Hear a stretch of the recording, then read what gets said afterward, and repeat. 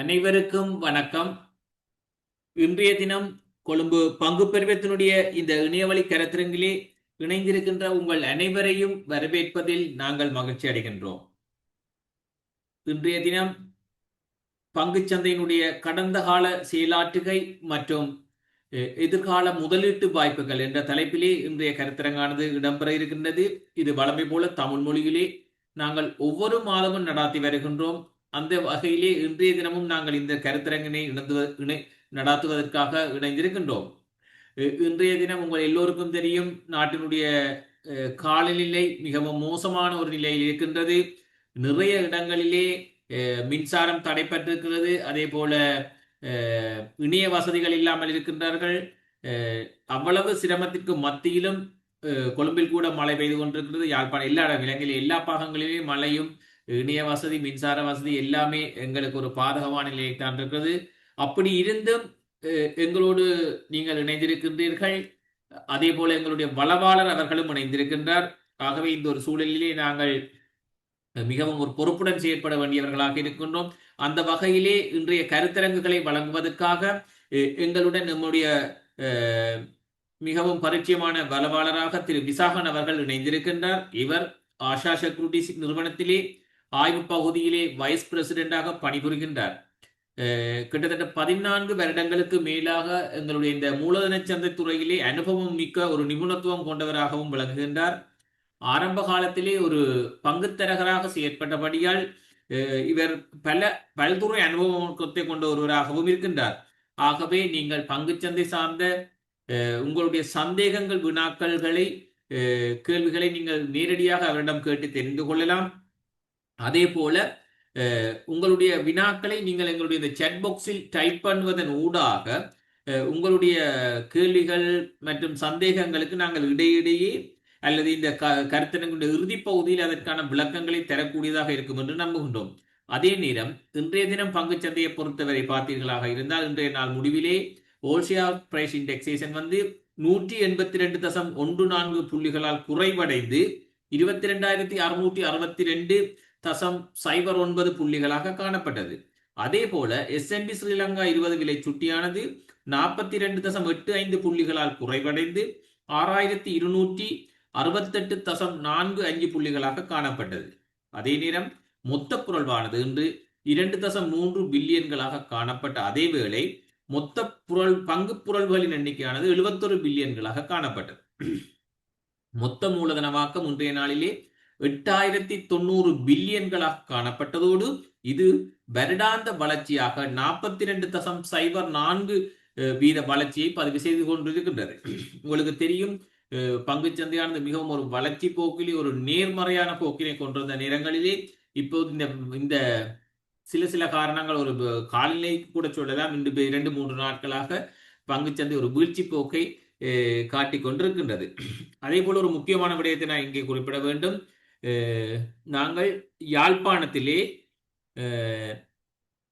முதலீட்டாளர் கருத்துக்களம் மற்றும் recruitment drive, அதாவது உங்களை வேலைக்கு ஆட்சேர்ப்புக்கான ஒரு நேர்முக தேர்வினையும் கொழும்பு பங்கு பரிவர்த்தனையும் இலங்கை பிணையங்கள் பரிவர்த்தனை ஆணைக்குழுவும் இணைந்து நாங்கள் எதிர்வரும் 6ஆம் தேதி யாழ்ப்பாணத்திலே நடத்த இருக்கின்றோம் டில்கோ ஹோட்டலிலே. அதற்கான விவரங்களை நான் நாளை உங்களுக்கு இமெயில் ஊடாக அனுப்பி வைப்பேன். துரதிருஷ்டவசமாக மட்டக்களப்பிலே நாங்கள் இந்த நாளை மறுதினம் சனிக்கிழமை நடத்த இருந்தோம். காலநிலை காரணமாக அது பிற்போடப்பட்டிருக்கிறது. யாழ்ப்பாணத்திலே எதிர்வரும் 6ஆம் தேதி டிசம்பர் முதல் வாரத்திலே வருகின்ற 6ஆம் தேதி சனிக்கிழமை யாழ்ப்பாணம் டில்கோ ஹோட்டலிலே நாங்கள் அதை நடத்த ஏற்பாடு செய்திருக்கின்றோம். அது சம்பந்தமான விவரங்கள் நான் உங்களுக்கு அனுப்பி வைப்பேன். பதிவு செய்வதற்கான லிங்கும் அனுப்பி வைப்பேன். நீங்கள் இதிலே பங்கு பெற்றிருக்கிறவர்கள் யாராவது வேலை வாய்ப்பை தேடிக்கொண்டிருக்கிறவர்களாக இருந்தால், பங்குச்சந்தை துறையிலே ஒரு சிறந்த நிபுணத்துவம் கொண்டவராக வரவிருந்தால், பங்கு ஆலோசகர்களாக நீங்கள் பங்குச்சந்தையிலே தொழில் தேட விரும்பினால் நீங்கள் என்னுடன் தொடர்பு கொள்ளலாம். அந்த நிகழ்விலே பங்கு பற்றி நேரடியாக நீங்கள் பண்ணி பங்கு தரகராக செயற்படுவதற்காக ஆரம்பத்திலேயே நாங்கள் ஒரு உங்களுக்கு என்ன சொல்வது 50,000 ரூபா செலரியுடன் நாங்கள் அந்த வேலை வாய்ப்பினை பெற்றுத் தருவதற்காக நாங்கள் ஆயத்தமாக இருக்கின்றோம். ஆகவே உங்களுடைய இந்த நேரத்தை நான் கன நேரம் எடுக்க விரும்பவில்லை. தொடர்ந்து நாங்கள் இந்த நிகழ்ச்சிக்கு செல்வோம். ஆகவே அந்த நிகழ்ச்சியில் நீங்கள் பங்கு பற்றி பயன்பெற வேணும். அது சம்பந்தமான விவரங்களை நான் உங்களுக்கு நாளை தொடக்கம் உங்களுக்கு இமெயில் ஊடாக 2 விஷயங்களையும் நாங்கள் அனுப்பி வைப்போம். ஃபேஸ்புக்கிலும் போடுவோம், வாட்ஸ்அப் குரூப்புகள்லேருந்து அதுகளிலே நீங்கள் பார்த்து தெரிந்து கொள்ளலாம். ஏற்கனவே நீங்கள் பதிவு செய்து முன்னுரிமை அடிப்படையில் தான் இன்டர்வியூ நடக்குறீங்க. முதல் பதிவு செய்கிறவர்களுக்கு முதல் இன்டர்வியூ நடக்கும். ஆனபடியாக நீங்கள் அதில் உடனடியாக பதிவு செய்து நீங்கள் அதில் பங்கு பெற்றி பயன்பெற வேண்டும். உங்களுடைய எதிர்கால கனவுகளை நீங்கள் நிறைவேற்ற வேண்டும் என்று நான் சொல்லிக்கொண்டு மீண்டும் ஒரு முறை தொடர்ச்சியாக எங்களுடைய திருவாளர் விசாகன் அவர்களுக்கு கொழும்பு பங்கு பரிவர்த்தனை சார்பாகவும் நன்றியை தெரிவித்துக் கொண்டு கருத்தினை வழங்குவதற்காக திரு விசாகன் அவர்களை அன்போடு அழைத்து நிற்கின்றேன். Visagan, over to you. அனைவருக்கும் இனிய மாலை வணக்கங்கள். சிறந்த அனுமதி வழங்கிய சபாநாயகருக்கு நன்றியை தெரிவித்துக் கொண்டு நேரடியாக தலைப்புக்குள்ள போகலாம்னு நினைக்கிறேன். இன்றைக்கு எங்களோட நோக்கம் பங்குச்சந்தை இப்போ என்ன மாதிரியான இயக்கத்தில் இருக்குதுன்றதை பார்த்துட்டு எதிர்கால வாய்ப்புகள் எப்படி இருக்குன்றதை பற்றி கலந்து ஆலோசிக்கிறது தான் எங்களோட நோக்கம். அப்போ இது சம்மந்தமாக உங்களுக்கு ஏதாவது கேள்விகள் இருந்ததுன்னு சொன்னால் நீங்கள் இப்போவே அதை டைப் பண்ணி வாட்ஸ்அப்பில் சொல்லி இந்த குரூப் மெசேஜில் போடலாம். அப்போ நாங்கள் அந்த கேள்விகளை பார்த்து கொண்டு போகலாம், அல்லது முடியல அந்த கேள்விகளை பார்க்கலாம். ஸோ இதில் கேள்வி கேட்கறதுக்கு வாய்ஸில் கேட்க இயலாது. அப்போ நீங்கள் மெசேஜ் பண்ணுறது தான் பெட்டர். ஸோ இப்போவே நீங்கள் அந்த கேள்விகளை அனுப்பலாம். அப்போ பார்த்தோம்னு சொன்னால் இன்றைக்கு மார்க்கெட் முடிவடையல 22,662 புள்ளிகள். அப்போ இந்த மாதத்தை பொறுத்த வரைக்கும் பார்த்தோம்னா அக்டோபர் மாதம் முடியல 22,805 புள்ளிகள் இருந்த ஓல் ஷேர் பிரைஸ் இண்டெக்ஸ் 143 புள்ளிகள் வரைக்கும் இந்த மாதத்துல சரிவடைஞ்சிருக்கு. அது முக்கியமா இன்றைக்கு மட்டும் கிட்டத்தட்ட 175 புள்ளிகளை கிட்ட நான் நினைக்கிறேன். அப்ப பார்த்தோம்னு சொன்னா இப்ப நேற்று வரைக்கும் பார்க்கல இந்த மாதம் ஓவராலா பாசிட்டிவாகத்தான் இருந்தது.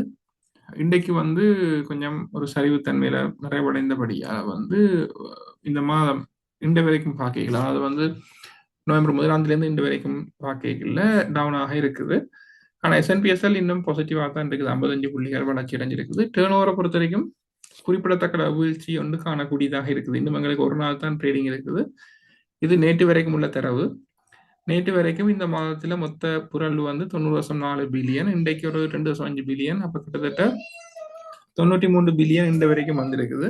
நாளைக்கும் ஒரு 3 அல்லது 4 பில்லியன் எதிர்பார்க்கலாம் நினைக்கிறேன். அப்புறம் 97 பில்லியன், எப்படியும் ஒரு 100 பில்லியனுக்கு உள்ளதான் இந்த மாத டேர்ன் ஓவர் இருக்க போகுது. அப்படி என்றால் போன மாதம் 157 பில்லியனோட பார்க்கல கிட்டத்தட்ட 38-40% ஒரு வீழ்ச்சி ஒன்றை காணக்கூடியதாக இருக்குது. இதுல நாங்கள் முக்கியமான காரணம்னு சொல்லி பார்த்தோம்னு சொன்னால் இந்த இதுல பார்க்க தெரியும் உங்களுக்கு இந்த கிராஃப்ல இது இந்த கடந்த கால பகுதியில் எப்படி டேர்ன் ஓவர் எப்படி மாறி இருக்கின்ற கிராஃப், ரைட்? இதுல பாத்தீங்கன்னா அண்மைய மாதங்கள்ல ஜூலை, ஆகஸ்ட், செப்டம்பர், அக்டோபர் இந்த 4 மாதத்தையும் பார்த்தீங்கன்னு சொன்னால் 157 பில்லியன், 131 பில்லியன், 148 பில்லியன், 157 பில்லியன். சராசரி பார்த்தோம்னு சொன்னா 7.1 பில்லியன், கிட்டத்தட்ட 6.5 பில்லியன், 7 பில்லியன், 7.4 பில்லியன். அதாவது ஒரு நாளுக்கான சராசரி புரள்வு. நவம்பர் மாதத்தை பொறுத்த வரைக்கும் நேற்று வரைக்கும் பார்த்தோம்னு சொன்னா சராசரி புரள்வு 5.3 பில்லியனாக இருக்குது. அப்ப பிரச்சனை என்னன்னு சொன்னா இப்ப தொடர்ந்து 4 மாசம் பங்குச்சந்தையில ஒரு பாரிய ஒரு வளர்ச்சி ஒன்றை காணக்கூடியதாக இருந்தது. இந்த கிராஃப்ல பார்த்து தெரியும். இந்த மே மாதத்துக்கு பிறகு இந்த இடத்துல இருந்து பாத்தீங்கன்னா மார்க்கெட் தொடர்ந்து நல்ல ஒரு அப்பில் இருந்திருக்குது 4 மாசமாக. அப்ப இப்ப அந்த அப்பானது ஒரு சின்ன கரெக்ஷன் அல்லது ஒரு புல் பேக்னு சொல்லி சொல்லுவோம். அந்த மாதிரியான நிலைமை தான் இப்ப ஏற்பட்டிருக்குது. அப்ப அது என்னன்னு இப்ப ட்ரிகர் பண்ணப்பட்ட கேள்வி வந்ததுன்னு சொன்னால் இப்ப பாத்தீங்கன்னா இந்த நவம்பர் மாதத்தை பொறுத்த வரைக்கும் நவம்பர் 15 எல்லா கம்பெனியின் ரிசல்ட்ஸும் முடிஞ்சது. எங்களுக்கு அதுக்கு முதல் வெள்ளிக்கிழமை எங்களுக்கு பட்ஜெட் இருந்தது. அப்ப இந்த வருஷத்தை பொறுத்த வரைக்கும் பெரிய எதிர்பார்ப்பில் இருந்தது செப்டம்பர் மாதத்துக்குரிய ரிசல்ட்ஸ். அப்ப இந்த செப்டம்பர் மாதத்துக்குரிய ரிசல்ட்ஸ் எல்லாம் முடிஞ்சது. அடுத்தது பட்ஜெட்ல எதுவும் பெரிய விஷயங்கள் இருக்குமான்னு எதிர்பார்த்தாங்க. ஏற்கனவே நாங்கள் பட்ஜெட்டை பற்றி ஒரு செஷன் செய்துட்டோம். அப்ப இந்த பட்ஜெட்டை பொறுத்த வரைக்கும் பாத்தீங்கன்னு சொன்னால் பங்கு சந்தைக்கு சாதகமான பட்ஜெட் தான், அதுல ஒரு குறையும் இல்லை. ஆனா ஒரு பெரிய திருப்பங்கள் நிறைந்த பட்ஜெட் என்று சொல்லிடாது.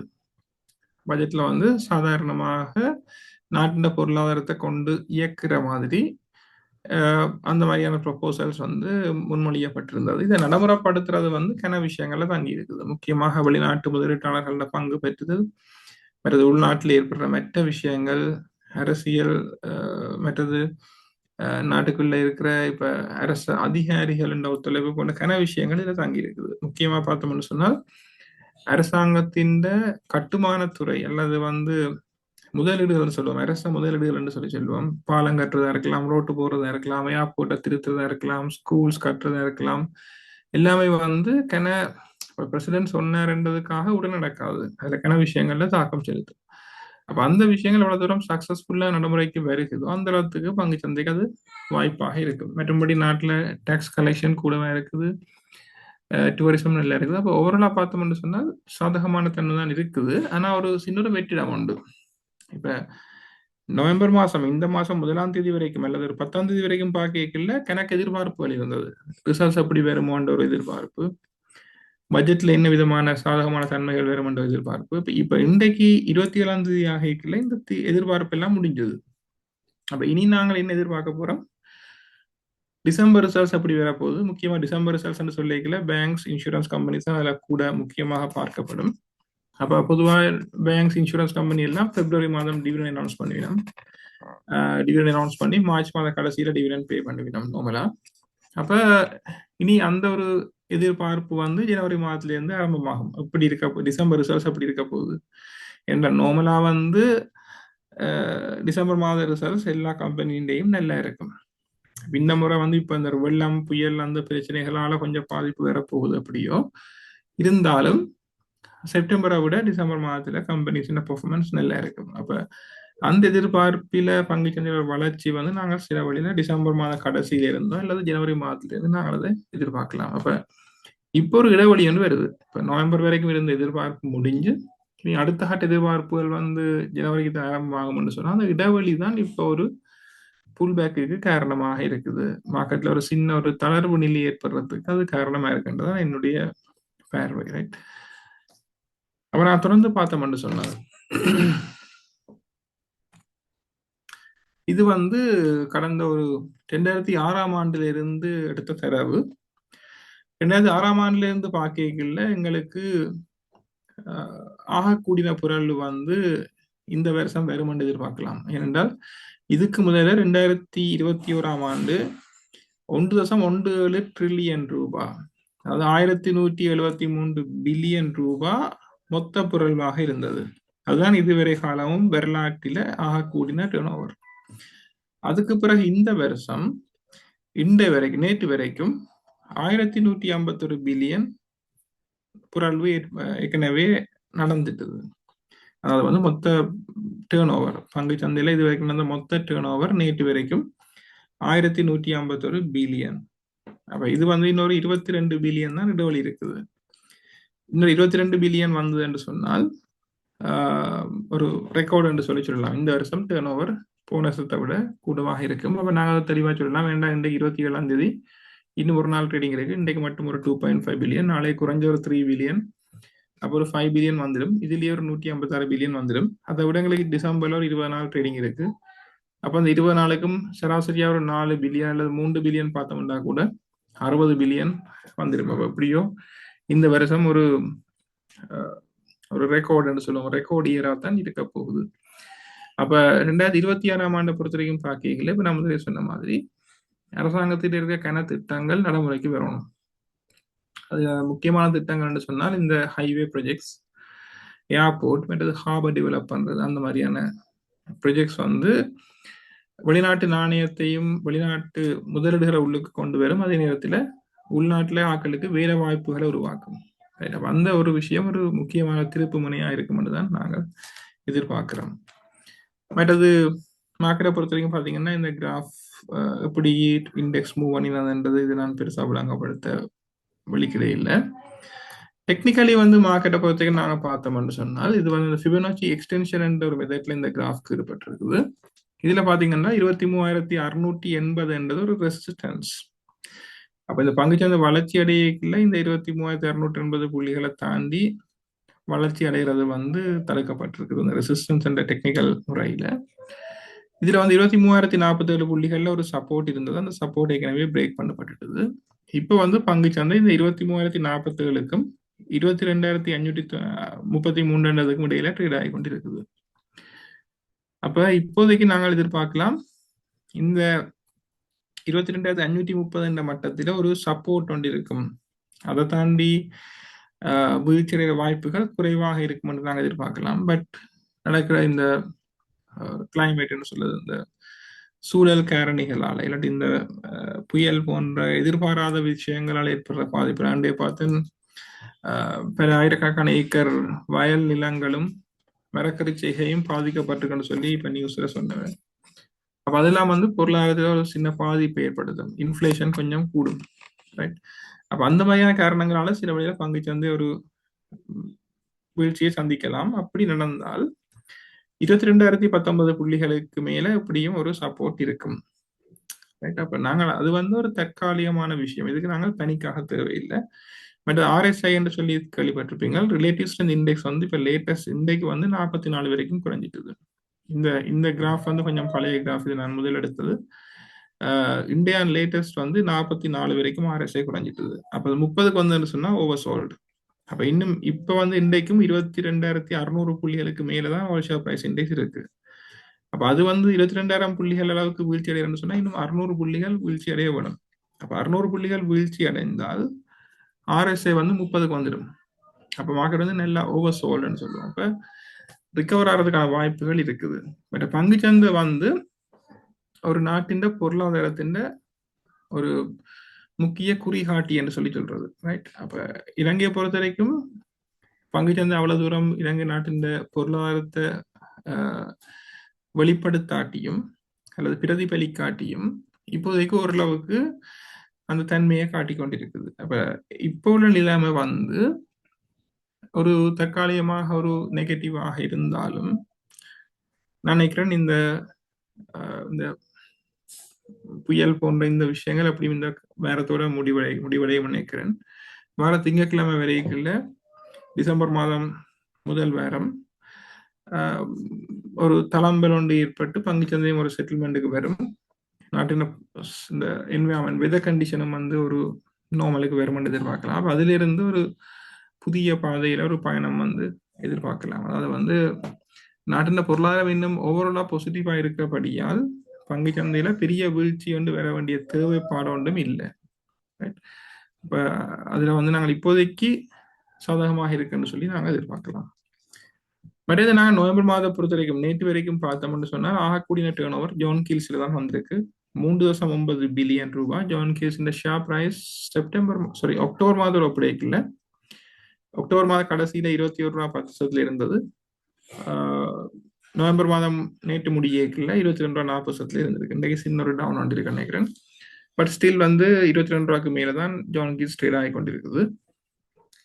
DFCC 3 ரூபா விலை குறைஞ்சிருந்தது. பட் அது 2வது turn over 2.8 billion turn over வந்திருக்கு. டொக்கியாட்ல 2.8 பில்லியன் 3ஆம் இடம். ஹேமாஸ் 10.6 பில்லியன் 4ஆயிரத்துல இருக்குது. ஹேமாஸ் இந்த காலப்பகுதியில் கணக்கு அனௌன்ஸ்மெண்ட்ஸ் வந்திருந்தது. இப்போ அந்த அடிப்படையில் அது ஒரு முக்கியத்துவம் வருது.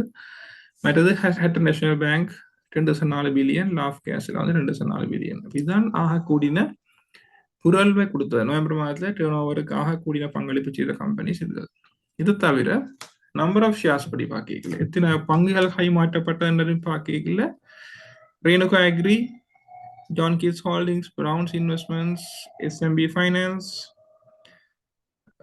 வாஸ்கடுவா பீச் ரிசார்ட் PLC, மற்றது ஹேமாஸ். இந்த கம்பெனியெல்லாம் ஆகக்கூடிய பங்குகள் கைமாற்றப்பட்டு முன்னிலை இருக்கிற கம்பெனிகள். ஓகே, விலைகளை பார்த்தீங்கன்னு சொன்னா இந்த அக்டோபர்ல இருந்து நவம்பரை பார்க்கல ஆகக்கூடிய டேர்ன் ஓவர் கம்பெனியில DFCC மட்டும்தான் விலை குறைஞ்சிருக்குது. புரல் சொல்லி பார்க்கல பிரவுன் இன்வெஸ்ட்மெண்ட்டும் SMB ஃபைனான்ஸ்லையும் குறிப்பிடத்தக்க விலை வீழ்ச்சிகள் எங்களால் காணக்கூடியதாக இருக்குது. மற்ற கம்பெனிகள்லாம் அதிகமாக விலை அதிகரிப்பு தான் இருக்குது. ஓகே, அதுல முக்கியமாக சொல்றேன்னு சொன்னா இந்த ரேணுகா அக்ரி அக்டோபர் மாதம் முடியக்குள்ள 5 ரூபா 20 இருந்தது. இப்ப நேற்று வரைக்குள்ள 9 ரூபா 30% விலை கூடி இருக்குது. இதுல முக்கியமான காரணம் இந்த செப்டம்பர் ரிசல்ட்ஸ்.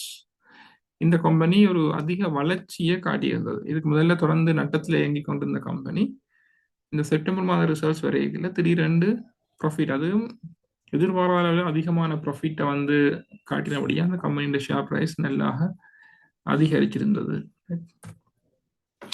அடுத்தது வெளிநாட்டு முதலீட்டாளர்களை பொறுத்த வரைக்கும் இந்த வருஷம் வந்து அவ்வளவு ஆரோக்கியமாக இல்லை. இந்த வருஷம் ஆகஸ்ட் மாதம் வரைக்கும் பெரிய அளவிலான வெளியேற்றங்கள் இருக்கே இல்லை.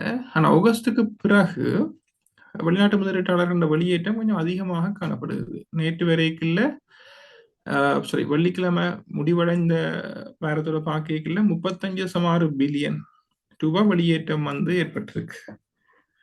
35.6 பில்லியன். இந்த வாரத்தை பொறுத்த வரைக்கும் இந்த வரைக்கும் நாங்கள் இன்னும் 36 பில்லியனுக்கு போக இல்லை. 35-36 இடையில தான் இன்னும் இருக்குது.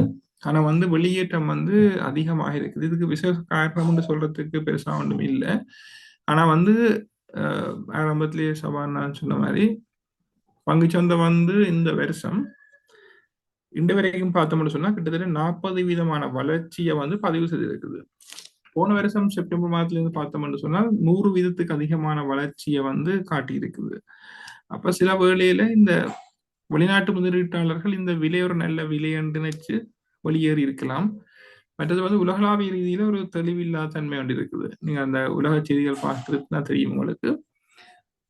இப்ப முக்கியமாக எல்லாரும் ஏஐ பற்றி காய்ச்சி கொண்டிருக்கணும். அப்ப வெளிநாட்டுல முக்கியமாக அமெரிக்காவில் இந்த ஏஐ தொழில்நுட்பத்தோட சம்பந்தப்பட்ட கம்பெனிகளோட ஷேர்ஸ் நல்லா விலை கூடிட்டுது. அப்ப அங்க இருக்கிற அனலிஸ்ட் வந்து என்ன சொல்லி சொன்னா இந்த விலைகள் வந்து மிகவும் அதிகம், அந்த கம்பெனியோட பெறுமதியை விட மிகவும் அதிகமான விலை ட்ரேட் ஆகுது. இது வந்து ஒரு உறுதியில்லா தன்மையை உருவாக்குது என்று சொல்லி ஒரு ஒரு பயம் ஒன்றை உருவாக்கி இருக்கணும். அப்ப அதால வந்து அந்த பங்கு சந்தைகள்ல சில ஒரு தொய்வான தன்மை ஒன்று காணப்படுகிறது. அதை தவிர இந்த உலகளாவிய ரீதியில ஏற்பட்டிருக்கிற இந்த பொலிட்டிக்கல் என்று சொல்லுவோம் என்ன, அந்த காரணங்கள் முக்கியமாக இந்த ட்ரம்ப் ஜனாதிபதியா வந்ததுக்கு பிறகு அவர் மேற்கொள்ற சில தீர்மானங்கள் வந்து இந்த பொருளாதாரத்தை பாதிக்கிற மாதிரியான ஒரு நிச்சயமற்ற தன்மையை உருவாக்குற மாதிரியான ஒரு சுச்சுவேஷனை கொண்டு விட்டு இருக்குது. அப்ப அந்த பிரச்சனைகளோடையும் சேர்த்து பார்க்கலாம் வேர்ல்ட் மார்க்கெட்ஸ்ல வந்து ஒரு சின்ன ஒரு தெளிவில்லாத தன்மை ஒன்று இருக்குது. அப்ப அந்த பிரச்சனைகளாலையும் மேபி வந்து இலங்கை மாதிரி நாட்டை இலங்கை வந்து ஒரு சிக்கலுக்குள்ள இருக்கிற நாடுன்னு நினைச்சு வெளியேறி இருக்கலாம். இது ஒரு காரணம். பட் ஸ்டில் வந்து எங்களுக்கு வெளியேற்றம் வந்து ஒரு குறிப்பிடத்தக்க அளவில் அதிகமாகத்தான் இருக்குது. நான் ஒரு ஈஸிக்காக அக்டோபர் மாதத்தையும் நவம்பர் மாதத்தையும் கம்பேர் பண்ணியிருக்கிறேன். அக்டோபர் மாதம் பொறுத்த வரைக்கும் எங்களுக்கு மொத்த வெளியேற்றம் தேறிய வெளியேற்றம் 5.6 பில்லியன் அக்டோபர்ல மட்டும். நவம்பரை பொறுத்த வரைக்கும் நேற்று வரைக்கும் பார்க்கல 3.2 பில்லியன் ரூபாய் வெளியேற்றம். அப்ப 3.2 பில்லியன் சொல்லி இன்றைக்கு நினைக்கிற சின்ன வெளியேற்றம் தான் இருக்குது. நாளைக்கு இன்னும் ஒரு நாள் தான் இருக்காங்க இந்த மாதம் முடிகிறதுக்கு. அப்ப அக்டோபரோட பார்க்கல நவம்பர் மாதத்துல வெளிநாட்டு முதலீட்டாளர்கள் வெளியேற்றம் குறைவடைஞ்சிருக்கு. பட் ஸ்டில் வந்து வெளியேற தன்மை வந்து எங்களால காணக்கூடியதாக இருக்குது. அதில் பார்த்தீங்கன்னா முக்கியமான கம்பெனி டிஎஸ்சிசி, கமர்ஷியல் பேங்க், காசன்ஸ் என்ற கம்பெனிகள் எல்லாம் தேறிய வெளிநாட்டு முதலீட்டாளர்கள் முதலீடுகள் காணப்படுகிறது. அதே நேரம் ஹேமாஸ், ஜான் கீல்ஸ், சனஸ் அந்த மாதிரியான கம்பெனியில ஆகக்கூடிய வெளியேற்றம் வந்து அவதானிக்கப்பட்டிருக்கு. முக்கியமா பாத்தீங்கன்னா இந்த 5 கம்பெனியும் Hemas, John Keells, Sanasa development bank, Aitken Spence, CT holdings, இந்த 5 கம்பெனிலையும் மிக பெரிய அளவிலான வெளியேற்றம் வந்து இந்த காலப்பகுதியில் இருக்குது. அதோட ஒப்படைக்குள்ள கொள்வனவு அல்லது ஃபாரின் பர்ச்சேஸ் என்று சொல்லி பார்த்தோம்னா மிக குறைவாகத்தான் இருக்குது. அது வந்து இன்னும் எங்களுக்கு இலங்கை நாட்டின் பொருளாதாரத்தில் வெளிநாட்டு முதலீட்டாளர்களுக்கு பெரிய அளவில் நம்பிக்கை உருவாக இல்லை என்ற விதமான ஒரு சிக்னலை கொடுக்கிறதாகவும் நாங்கள் வந்து கருதலாம். பட் நான் முக்கியமாக எதிர்பார்க்கிற விஷயம், இந்த அண்மையில் ஒரு நியூஸ் வந்து நீங்க பார்த்திருப்பீங்க, ஸ்ரீலங்கன் ஏர்லைன்ஸ் தான் இன்னும் இலங்கை இந்த கடன் மறுசீரமைப்பு என்ற விஷயத்துல ஸ்ரீலங்கன் ஏர்லைன்ஸால விநியோகிக்கப்பட்டிருக்க கடன் பத்திரங்களை மறுசீரமைக்கிறது தான் முக்கியமாக பெண்டிங்ல இருக்கிற விஷயம்.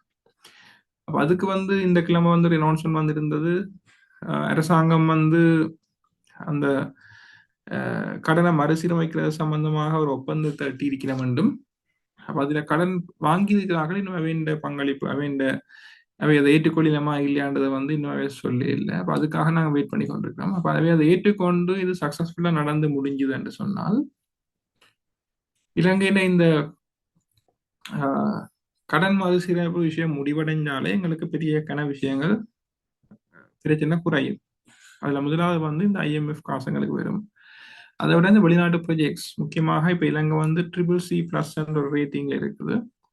அது வந்து ஒரு BB ஆகவோ அல்லது ஒரு B+ ஆகவோ வர்றதுக்கான வாய்ப்புகள் இருக்குது. அப்ப இப்போ உள்ள CCC+ல இருந்து ஒரு B+ ஸ்டேஜுக்கு நாங்கள் வந்தோம்னு சொன்னால் அது வந்து எங்களுக்கு வெளிநாட்டு முதலீடுகளை கொண்டு வர்றதுக்கு ஒரு சாதகமான தன்மையை கொடுக்கும். Right? அப்ப இந்த மாதத்தை பொறுத்த வரைக்கும் நவம்பர் மாதம் நேற்று வரைக்கும் பார்த்தோம்னு சொன்னால் மொத்த தேறிய வெளியேற்றம் வந்து 3.2 பில்லியன். அதுல பர்ச்சேஸ் பார்த்தோம்னா சம்பத் பேங்க்ல ஒரு 200 மில்லியன், HNBல ஒரு 200 மில்லியன், சன்ஷைன் ஹேமாஸ்ல பையிங் இருக்கு. இதுக்கு முதல் மாதம் ஹேமாஸ்ல ஃபாரின் செல்லிங் இருந்தது. இந்த மாதம் நவம்பர் மாதம் ஹேமாஸ்ல தேறிய உட்பாய்ச்சல் அல்லது பர்ச்சேஸ் இருக்குது. ஏக்கன் ஸ்பென்ஸ்ல தொடர்ந்து ஃபாரின் செல்லிங் தான் இருக்குது. இந்த மாதம் 939 மில்லியன் அளவிலான வெளியேற்றம் வந்து காணப்பட்டது. மற்றது டோக்கியோ சிமெண்ட் ஒரு 200 மில்லியன், டைரக்ட்ல ஒரு 400 மில்லியன், ACL ஒரு 400 மில்லியன் குறிப்பிடத்தக்க அளவிலான வெளியேற்றம் வந்து காணப்படுது. ரைட். பட் செக்டர்ஸ்னு சொல்லி பார்த்தோம்னு சொன்னால் இந்த கால பகுதியில் நவம்பர் மாதத்துல ஆகக்கூடிய வளர்ச்சியை பதிவு செய்த செக்டர்னு சொன்னால் அது கேபிட்டல் குட்ஸ். அதுக்கடுத்து 2ஆம் இடத்துல இருக்கிறது டெலிகம்யூனிகேஷன், அதில் முக்கியமாக டயலாக், மற்றது SLD ரெண்டுமே தான்.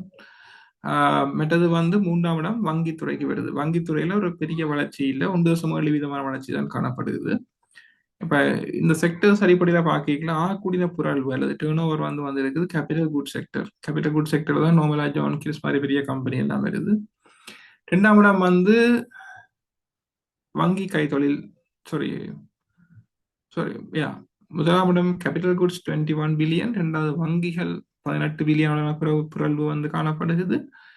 3ஆம் இடம் வந்து ஃபுட் பிவரேஜ் அண்ட் டொபாக்கோ, உணவு தொழில் துறையில ஈடுபட்டிருக்கிற கம்பெனிகள் மூலமாக 11.8 பில்லியன் ரூபாய் அளவிலான புரள்வு வந்து இந்த நவம்பர் மாதத்துல காணப்படுது. இந்த 3 செக்டர் தான் நவம்பர் மாதத்துல ஆகக்கூடிய பங்களிப்பு செய்திருக்கு, டேர்ன் ஓவருக்கு ஆகக்கூடிய பங்களிப்பு செய்திருக்குது. ஓகே.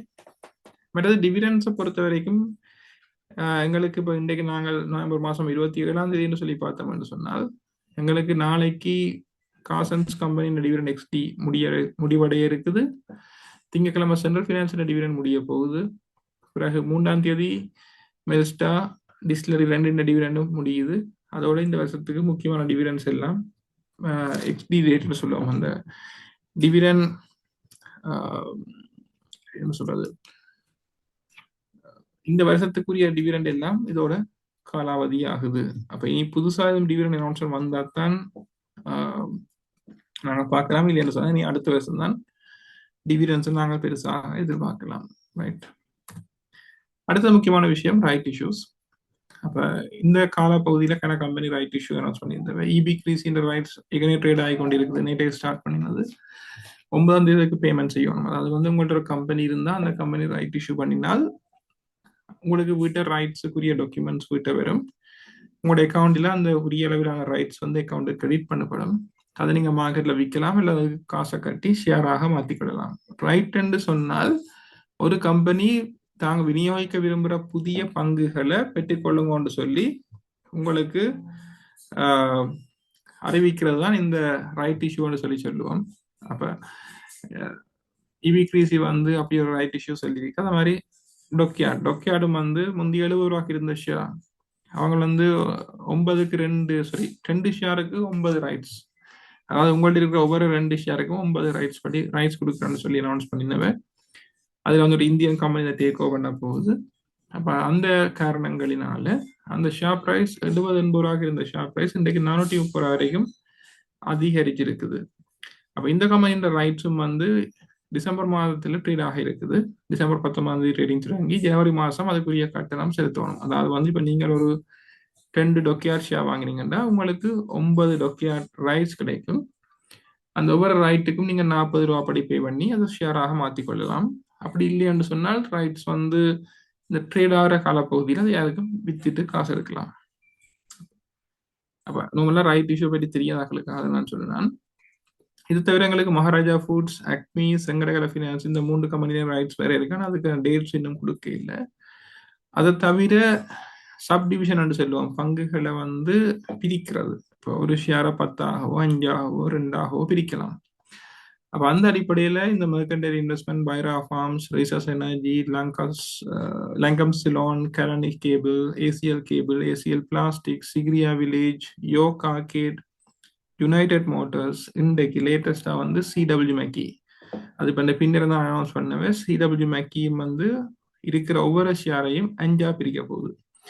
ஏன் இதை செய்யலாம் என்று சொல்லி சொன்னால், நம்பர் ஆஃப் ஷேர்ஸ் குறைவாக இருந்தால் கம்பெனி நல்லா பெர்ஃபார்ம் பண்ணிக்கல என்ன நடக்கும், ஷேர் பிரைஸ் கூடிக்கொண்டு போகும். அப்ப ஷேர் பிரைஸ் கூடிக்கொண்டு போனா என்ன நடக்கும் என்று சொன்னால், இதை அதை வாங்கி ட்ரேட் பண்ண விரும்ப மாட்டேதான்.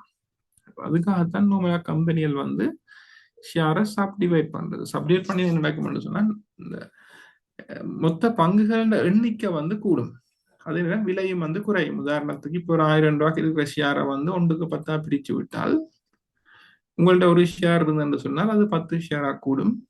1000 ரூபாய் பெறுமதியா இருந்த ஷேர் வந்து 100 ரூபாய்க்கு வந்துடும்.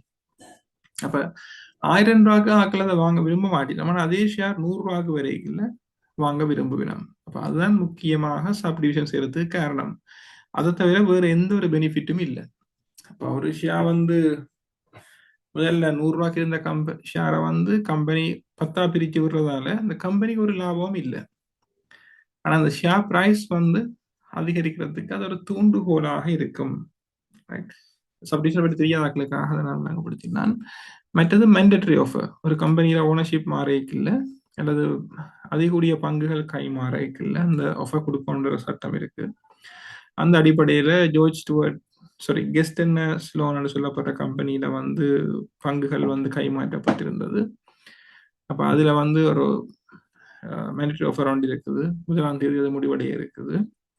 அதை தவிர ஹேலிஸ் பிஎல்சி வந்து ஹரிச்சந்திரா மில்லில் முக்கியமான பங்குகள் நினைக்கிறேன் 30% இல்லை 40% பங்குகளை வாங்கியிருந்தவன். அப்ப அவையும் வந்து வாங்குறதுக்கு சொல்லி ஆகக்கூடிய விலை 3300 ரூபா, அந்த விலைக்கு ஒரு மேண்டேட்டரி ஆஃபர் எடுத்திருக்கிறான்.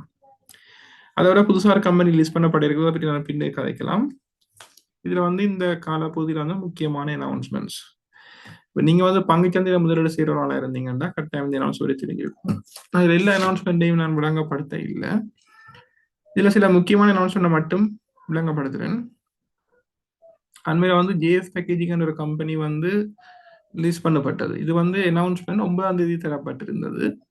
30ஆம் தேதி இந்த ஐபிஓ வந்து ஓப்பன் ஆகினது. அப்ப அன்றைக்கு ஓப்பன் ஆன அன்றைக்கு இது ஃபுல் சப்ஸ்கிரைப் ஆகிட்டுது.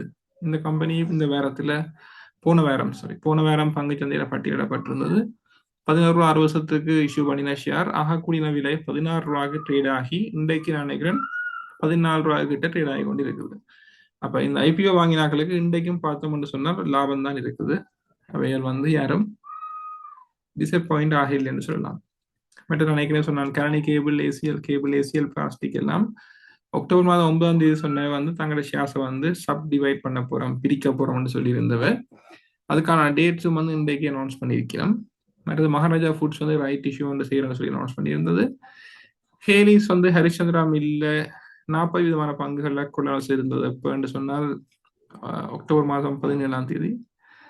சனசரி டெவலப்மெண்ட் பேங்க் வந்து ஒரு அனௌன்ஸ்மெண்ட் சொன்னது, அவன் major shareholder Netherlands finance சியரிங்னு சொல்லி ஒரு கம்பெனி, அவைக்கு சொந்தமாக இருந்த 18 மில்லியன் பங்குகளை 49 ரூபாண்ட விலைக்கு ஃபின்கோ ஹோல்டிங்ஸ் பிரைவேட் லிமிடெடுக்கு வித்திருக்கணும். அப்ப நாங்க பார்த்தோம் அந்த ஃபொரின் செல்லிங் ஒன்று இருந்தது. அப்ப அது வந்து இந்த நெதர்லாண்ட்ஸ் என்ற இந்த கம்பெனி வந்து ஃபின்கோக்கு வேண்டிய ஷேர்ஸை வித்ததன் மூலமாகத்தான் அந்த ஃபொரின் அவுட்ஃப்ளோ வந்திருந்தது. அது தவிர 23ஆம் தேதி அக்டோபர் மாதம் ஹேலி சொன்னது, அவை வந்து ஒரு புதிய முதலீட்டு ஒன்றுக்கு போப்போம். அது என்ன முதலீடுன்னு சொன்னால் பெரிய அளவிலான சூப்பர் மார்க்கெட்ஸை வந்து பெரிய அளவிலான சூப்பர் மார்க்கெட்ஸ் ஒரு 100 சூப்பர் மார்க்கெட்டை உருவாக்குறதுக்கு திட்டமிட்டு இருக்கணும் என்று சொல்லியிருந்தவை. இன்னும் அவசரமான மேலதிக தகவல்கள் வேற இல்லை. அது தவிர விதுலங்கா பிஎல்சி வந்து டேவிட் பீரிஸோட சேர்ந்து 50 மெகாவாட் முள்ளிக்குளம் என்று சொல்லப்படுற பகுதியில் 50 மெகாவாட் வின் பிளான் ஒன்றை உருவாக்குறதுக்கான கேள்வி பத்திரங்கள் ஆக்ஷன் சொல்லி சொல்லுவோம். ஆக்ஷன்ல வந்து வின் பண்ணியிருந்தவ. அப்ப அது ஒரு 50 மெகாவாட். அதே முள்ளிக்குளம் பகுதியில வந்து இன்னொரு 50 மெகாவாட் ப்ராஜெக்ட் வந்து வின்ஃபோர்ஸுக்கு போகுது. மொத்தம் வந்து 100 மெகாவாட். இதை தவிர இன்னும் 400 மெகாவாட்டுக்கு அரசாங்கம் வந்து கேள்வி கோரல்கள் டெண்டர்ஸ் வந்து கோல் பண்ண போயிடும். அப்ப அதுல வந்து வேற கம்பெனிகளும் அதுல பிட் பண்ணலாம், சில வழியில இவையே திருப்பியும் பிட் பண்ணலாம் அப்படியான வாய்ப்புகள் இருக்குது. அப்ப இது என்ன நடக்குன்னு சொன்னால், இதுல ஒரு பக்கம் ஆக்கள் வந்து ப்ரொடெஸ்ட் பண்ணினோம், இன்னொரு பக்கம் இது வந்து காஸ்ட் குறைவான, செலவு குறைஞ்ச, சூழல் பாதிப்பு குறைஞ்ச ஒரு முதலீடு என்ற முறையில ஆக்கள் வந்து இதை ப்ரொமோட் பண்ண பார்க்கலாம். ஓகே, மற்ற சைட் நாங்க பார்த்தோம்னு சொன்னால் ஜேஎஃப் பேக்கேஜிங் ஐபிஓ வந்து 30ஆம் தேதி ஓப்பன் பண்ண அன்றைக்கு ஓவர் சப்ஸ்கிரைப் ஆகியிருந்தது. மற்றது ஜெட் ஹோல்டிங் ஒரு கம்பெனி இருக்கு, பெயிண்ட் கம்பெனி உண்டு. அவை வந்து ஒரு அனௌன்ஸ்மெண்ட் கொடுத்திருந்தவை என்ன மாதிரி என்று சொன்னால், அவை வந்து அக்டோபர் 31ஆம் தேதி மிராட்டோன் என்று சொல்லப்படுற ஒரு ஆஸ்திரேலியாவில நியூசிலாந்து பேஸ் கம்பெனி ஒன்று வாங்கி இருக்கிறோம். 800 மில்லியன் ரூபாய் பெறுமதியில் அதை வாங்கி இருக்கிறோம். அப்போ இது மூலம் என்ன நடக்க போகுதுன்னு சொன்னால், ஒரு வெளிநாட்டு கம்பெனி இலங்கை கம்பெனி ஒன்று வாங்கினபடியால் அந்த வெளிநாட்டு கம்பெனி கூடாக இலங்கையில உற்பத்தி செய்கிற பொருட்களை விற்க முடியும். ஏனென்றால் சொல்லினோம், இந்த மிராட்டோன்ன்றது அங்க ஒரு பிரபலமான நிறுவனமாம். நியூசிலாந்துலையும் ஆஸ்திரேலியாவிலையும் இது ஒரு பிரபலமான நிறுவனம். அப்ப அண்மையில் ஏற்பட்ட நிதியியல் காரணங்களாலேயும் இந்த புதிய தலைமுறையாக இதை பெருசாக நடத்த முன்வராதனாலையும் இந்த கம்பெனி வந்து விற்பனைக்கு வந்து அதை வந்து ஜெட் ஹோல்டிங் வாங்கியிருக்கிற மாதிரி தான் சொல்லியிருந்தது. அப்ப இதன் மூலமாக வந்து வெளிநாட்டு மார்க்கெட்டுக்குள்ள நுழையினம். முக்கியமா வந்து இந்த வளர்ச்சி அடைஞ்ச நாடு நியூசிலாந்து ஆஸ்திரேலியாலாம் டெவலப் கண்ட்ரிஸுக்குள்ள வரும். அப்ப அந்த நாட்டுக்குள்ள இலங்கையில இருந்த ஒரு நிறுவனம் ஒரு கம்பெனியை கொள்ளளவு செய்து அதுக்குள்ள முதலீடு செய்யறது ஒரு புதிய முயற்சி. அப்ப அது வந்து ஒரு வித்தியாசமாக பார்க்கப்பட்டது. இந்த ஷேர் பிரைஸ் 35 ரூபாயில இருந்து கிட்டத்தட்ட 50 ரூபாய் வரைக்கும் பின்ன அதிகரிச்சிருந்தது. ஓகே, அது ரீசர்ச் எனர்ஜின்னு சொல்லப்பட்ட கம்பெனி தங்களோட ஷேர்ஸை ஒன்று கஞ்சா பிரிக்கணும்னு சொல்லியிருந்தவ. கலதாரி ஹோட்டல் உங்களுக்கு தெரிஞ்சிருக்கும், கொழும்புல கோல்ஃப் ஃபேஸில் பெரிய ஹோட்டல் உண்டு, 5 ஸ்டார் ஹோட்டல். அண்மையில வந்து அந்த ஹோட்டலை வந்து மீளமைக்கிறது, ரீஃபர்பிஷ் பண்றதுக்கான நடவடிக்கைகள் இடம்பெற்று கொண்டிருக்குது. அதுல வந்து முதல்ல வந்து $33 மில்லியன் இன்வெஸ்ட் பண்ணி செய்யறேன் இருந்தவ. இப்ப மேலதிகமாக இன்னும் $15 மில்லியன் இதுக்காக ஒதுக்கி இருக்கணும். என்ன அந்த அந்த ரீஸ்ட்ரக்சரிங்கை வந்து சரியா செய்யறதுக்கு இல்லை இன்னும் விரிவுபடுத்தி செய்யறதுக்காக மேலதிகமாக ஒரு $15 மில்லியன் முதலீடு செய்யணும். அப்ப இதை வந்து அவன் பேரண்ட் கம்பெனி இந்த கலதாரி ஹோட்டல்ஸ் இந்த மேஜர் ஷேர் ஹோல்டர் வந்து கலதாரி பிரதர்ஸ்னு சொல்லப்படுற ஒரு யுஏஇ கம்பெனி. அவை வந்து அவன் முதலீடாகவும் ஒரு அந்த நாட்டு வங்கியினூடாகவும் மொஷாக் பேங்க்னு சொல்லப்படுற வங்கியின் நிதியியல் வசதியினூடாகவும் இந்த கலதாரி ஹோட்டல்ல மேலதிக முதலீடு செய்து அதை இன்னும் சிறப்பாக உருவாக்குறதுக்கு முயற்சி செய்து கொண்டிருக்கிறோம். அடுத்த வருஷ நடுப்பகுதியில இந்த ஹோட்டல் பூரணப்படுத்தப்படும் என்றதுதான் அவன் அறிவிப்பு. மற்றது போகல கிராஃபைட் வந்து அவன் பேரண்ட் கம்பெனி, போகல graphite parent company major share holders 86 விதமான பங்குகளை வச்சிருக்கிறது. கிராஃபைட் என்று சொல்லப்படுற ஒரு ஜெர்மன் கம்பெனி. அந்த ஜெர்மன் கம்பெனியின் பங்குகளை ஒரு அமெரிக்கன் கம்பெனி அக்வயர் பண்ணியிருக்குது. ஆஸ்பெரி கார்பன்ஸ் சொல்லப்படுற நிறுவனம் வாங்கி இருக்குது. அதன் மூலமாக அந்த ஜெர்மன் வாங்கையில நித்தம் வாங்க போய் நம்ம நினைக்கிறேன். அதன் மூலமாக என்ன நடக்கும்னு சொன்னால், ஜெர்மன் கம்பெனியை ஒரு அமெரிக்கன் கம்பெனி வாங்குறபடியா ஜெர்மன் கம்பெனியில சப்சிடரியாக இருக்கிற இலங்கையில் இருக்கிற போகல கிராஃபைட் ஆட்டோமேட்டிக்கா அந்த அமெரிக்கன் கம்பெனியோட கட்டுப்பாட்டுக்குள்ள வரும்.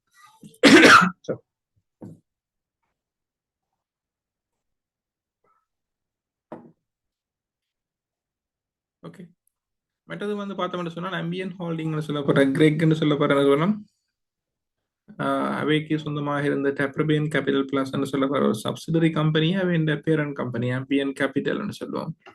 அதாவது கிரெக்கின் பேரண்ட் கம்பெனிக்கு கிரெக் வந்து அவன் சப்சிடரி கம்பெனி வந்து $2 பில்லியன் விற்கிறேன்னு சொல்லி அறிவிச்சிருந்தவ.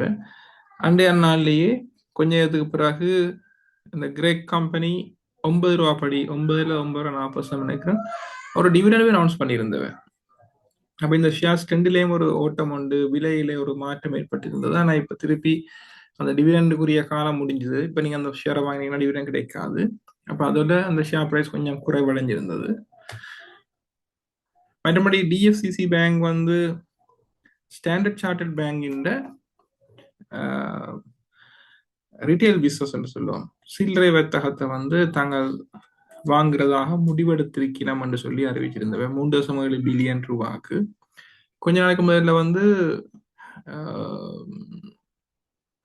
HSBC பேங்க் இதே மாதிரி HSBC பேங்குக்கு சொந்தமான சில்லறை வர்த்தகத்தை வந்து நேஷன்ஸ் ட்ரஸ்ட் வங்கி வந்து $18 பில்லியன் வாங்குறேன்னு அறிவிச்சிருந்தவ. அது மாதிரி இது வந்து சார் அது HSBC ஒப்படைக்கல ஸ்டாண்டர்ட் சார்ட்டர்ட் இந்த ரீட்டைல் பிசினஸ் ஒரு சின்ன பிசினஸ். அப்போ டிஎஸ்சிசி அதை வந்து ஒரு குறைஞ்ச தொகையில கையகப்படுத்துது. இதன் மூலமா என்ன நடக்கும்னு சொன்னா டிஎஸ்சிசின்ற பிசினஸ் வந்து பெரிதாகும். டிஎஸ்சிசி புதிய கிளையன்ஸ் கிடைப்பினும் அவன் லோன்ஸ் அவன் டிபாசிட்ஸ் எல்லாம் டிரான்ஸ்ஃபர் பண்ணப்படும். ஸோ வந்து டிஎஸ்சிசின்ற வர்த்தகம் வந்து எதிர்காலத்துல விரிவடையும் என்று சொல்லி எதிர்பார்க்கப்படுது.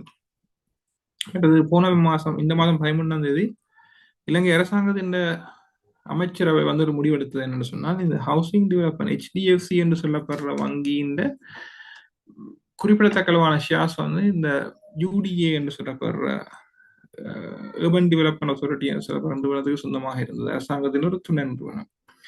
அப்ப அரசாங்கம் இதை மறுசீரமைக்கிற காரணத்துக்காக அந்த ஷேர்ஸை வந்து பேங்கர்ஸ் லோனுக்கு டிரான்ஸ்ஃபர் பண்றதுக்கு ஒரு தீர்மானம் எடுத்திருந்தவ. இன்னும் அதை டிரான்ஸ்ஃபர் பண்ண இல்லை, ஒரு தீர்மானம் எடுத்திருந்தவ. அப்ப அந்த தீர்மானத்துக்கு பிறகு இந்த HDFC ஷேர் பிரைஸ் கூடி இப்ப திருப்பி குறைஞ்ச விலையில ட்ரேட் ஆகி கொண்டிருக்குது.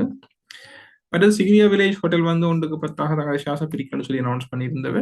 அதே மாதிரி யோகா கேர் நிறுவனம் வந்து 1க்கு 200 தங்களை ஷேர்ஸை பிரிக்க போறேன்னு அனௌன்ஸ் பண்ணியிருந்தவ.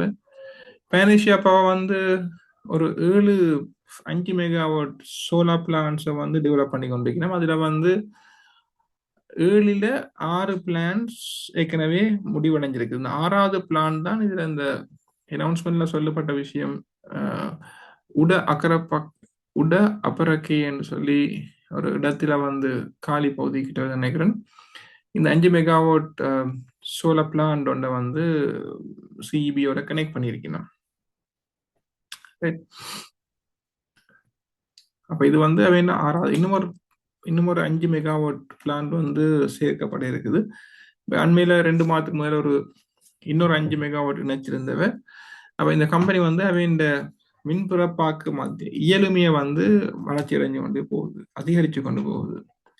அதே மாதிரி 24ஆம் தேதி இந்த மாசம் 24ஆம் தேதி வெல்த் ட்ரஸ்ட் செக்யூரிட்டிஸ் என்று சொல்லப்படுற ஒரு கம்பெனி அவன் ஷேர்ஸை வந்து முதன்மை பங்கு விநியோகம் IPOன்னு சொல்லப்படுற முறைமையினூடாக விநியோகிச்சு இலங்கை பங்குச்சந்தையில பட்டியலிடுறதுக்கு CSE அனுமதி அளிச்சிருந்தது.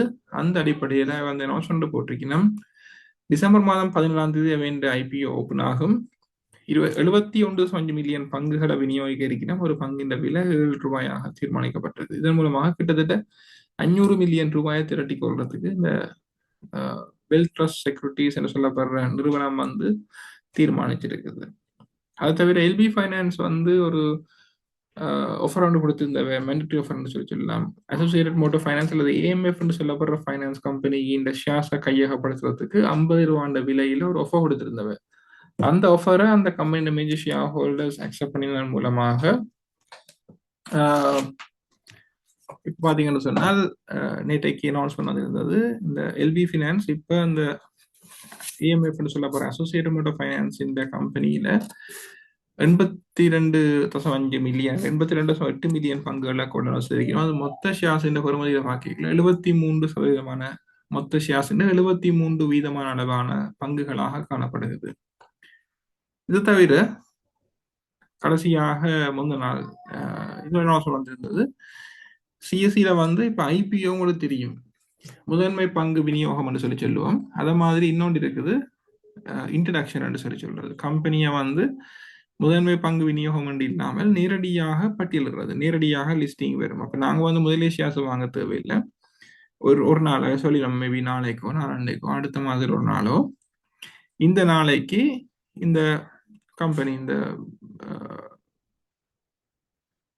இன்ஷுவமி இன்சூரன்ஸ் புரோக்கர்ஸ் லிமிடெட் என்று சொல்லப்படுற ஒரு கம்பெனி, இன்ஷுவமி என்று சொல்லப்படுற ஒரு ஆன்லைன், நீங்க ஆன்லைன் அடிச்சு பார்த்தீங்கன்னா இன்ஷுவமின்னு அடிச்சிங்கன்னு சொன்னா வெப்சைட் வரும். அதில் வந்து அவை சொல்லி நம்ம வந்து அவை இந்த கம்பெனி கூட அவை இந்த ஆன்லைன் வசதி கூடாக நாங்கள் வந்து எங்களை விருப்பமான இன்சூரன்ஸ் கம்பெனியை தெரிவு செய்து அதில் வந்து நாங்கள் பாலிசி ஓப்பன் பண்ணலாம். இப்போ உதாரணத்துக்கு உங்கள்ட்ட ஒரு கார் இருக்குன்னு சொன்னால், இப்போ நீங்கள் புதுசாக கார் வாங்குறீங்கன்னு வச்சுக்கோண்டா எந்த கம்பெனியில இன்ஷூர் பண்ணினா உங்களுக்கு நன்மையாக இருக்கும்ன்றது தீர்மானிக்கிறது எப்படி? நீங்க உங்களோட நண்பர்கள், உங்களோட கார் வச்சிருக்க ஃப்ரெண்ட்ஸ், இல்லாட்டி யாரும் ரிலேட்டிவ்ஸ் தான் கேட்டு பார்த்து செய்வீங்க, ரைட்?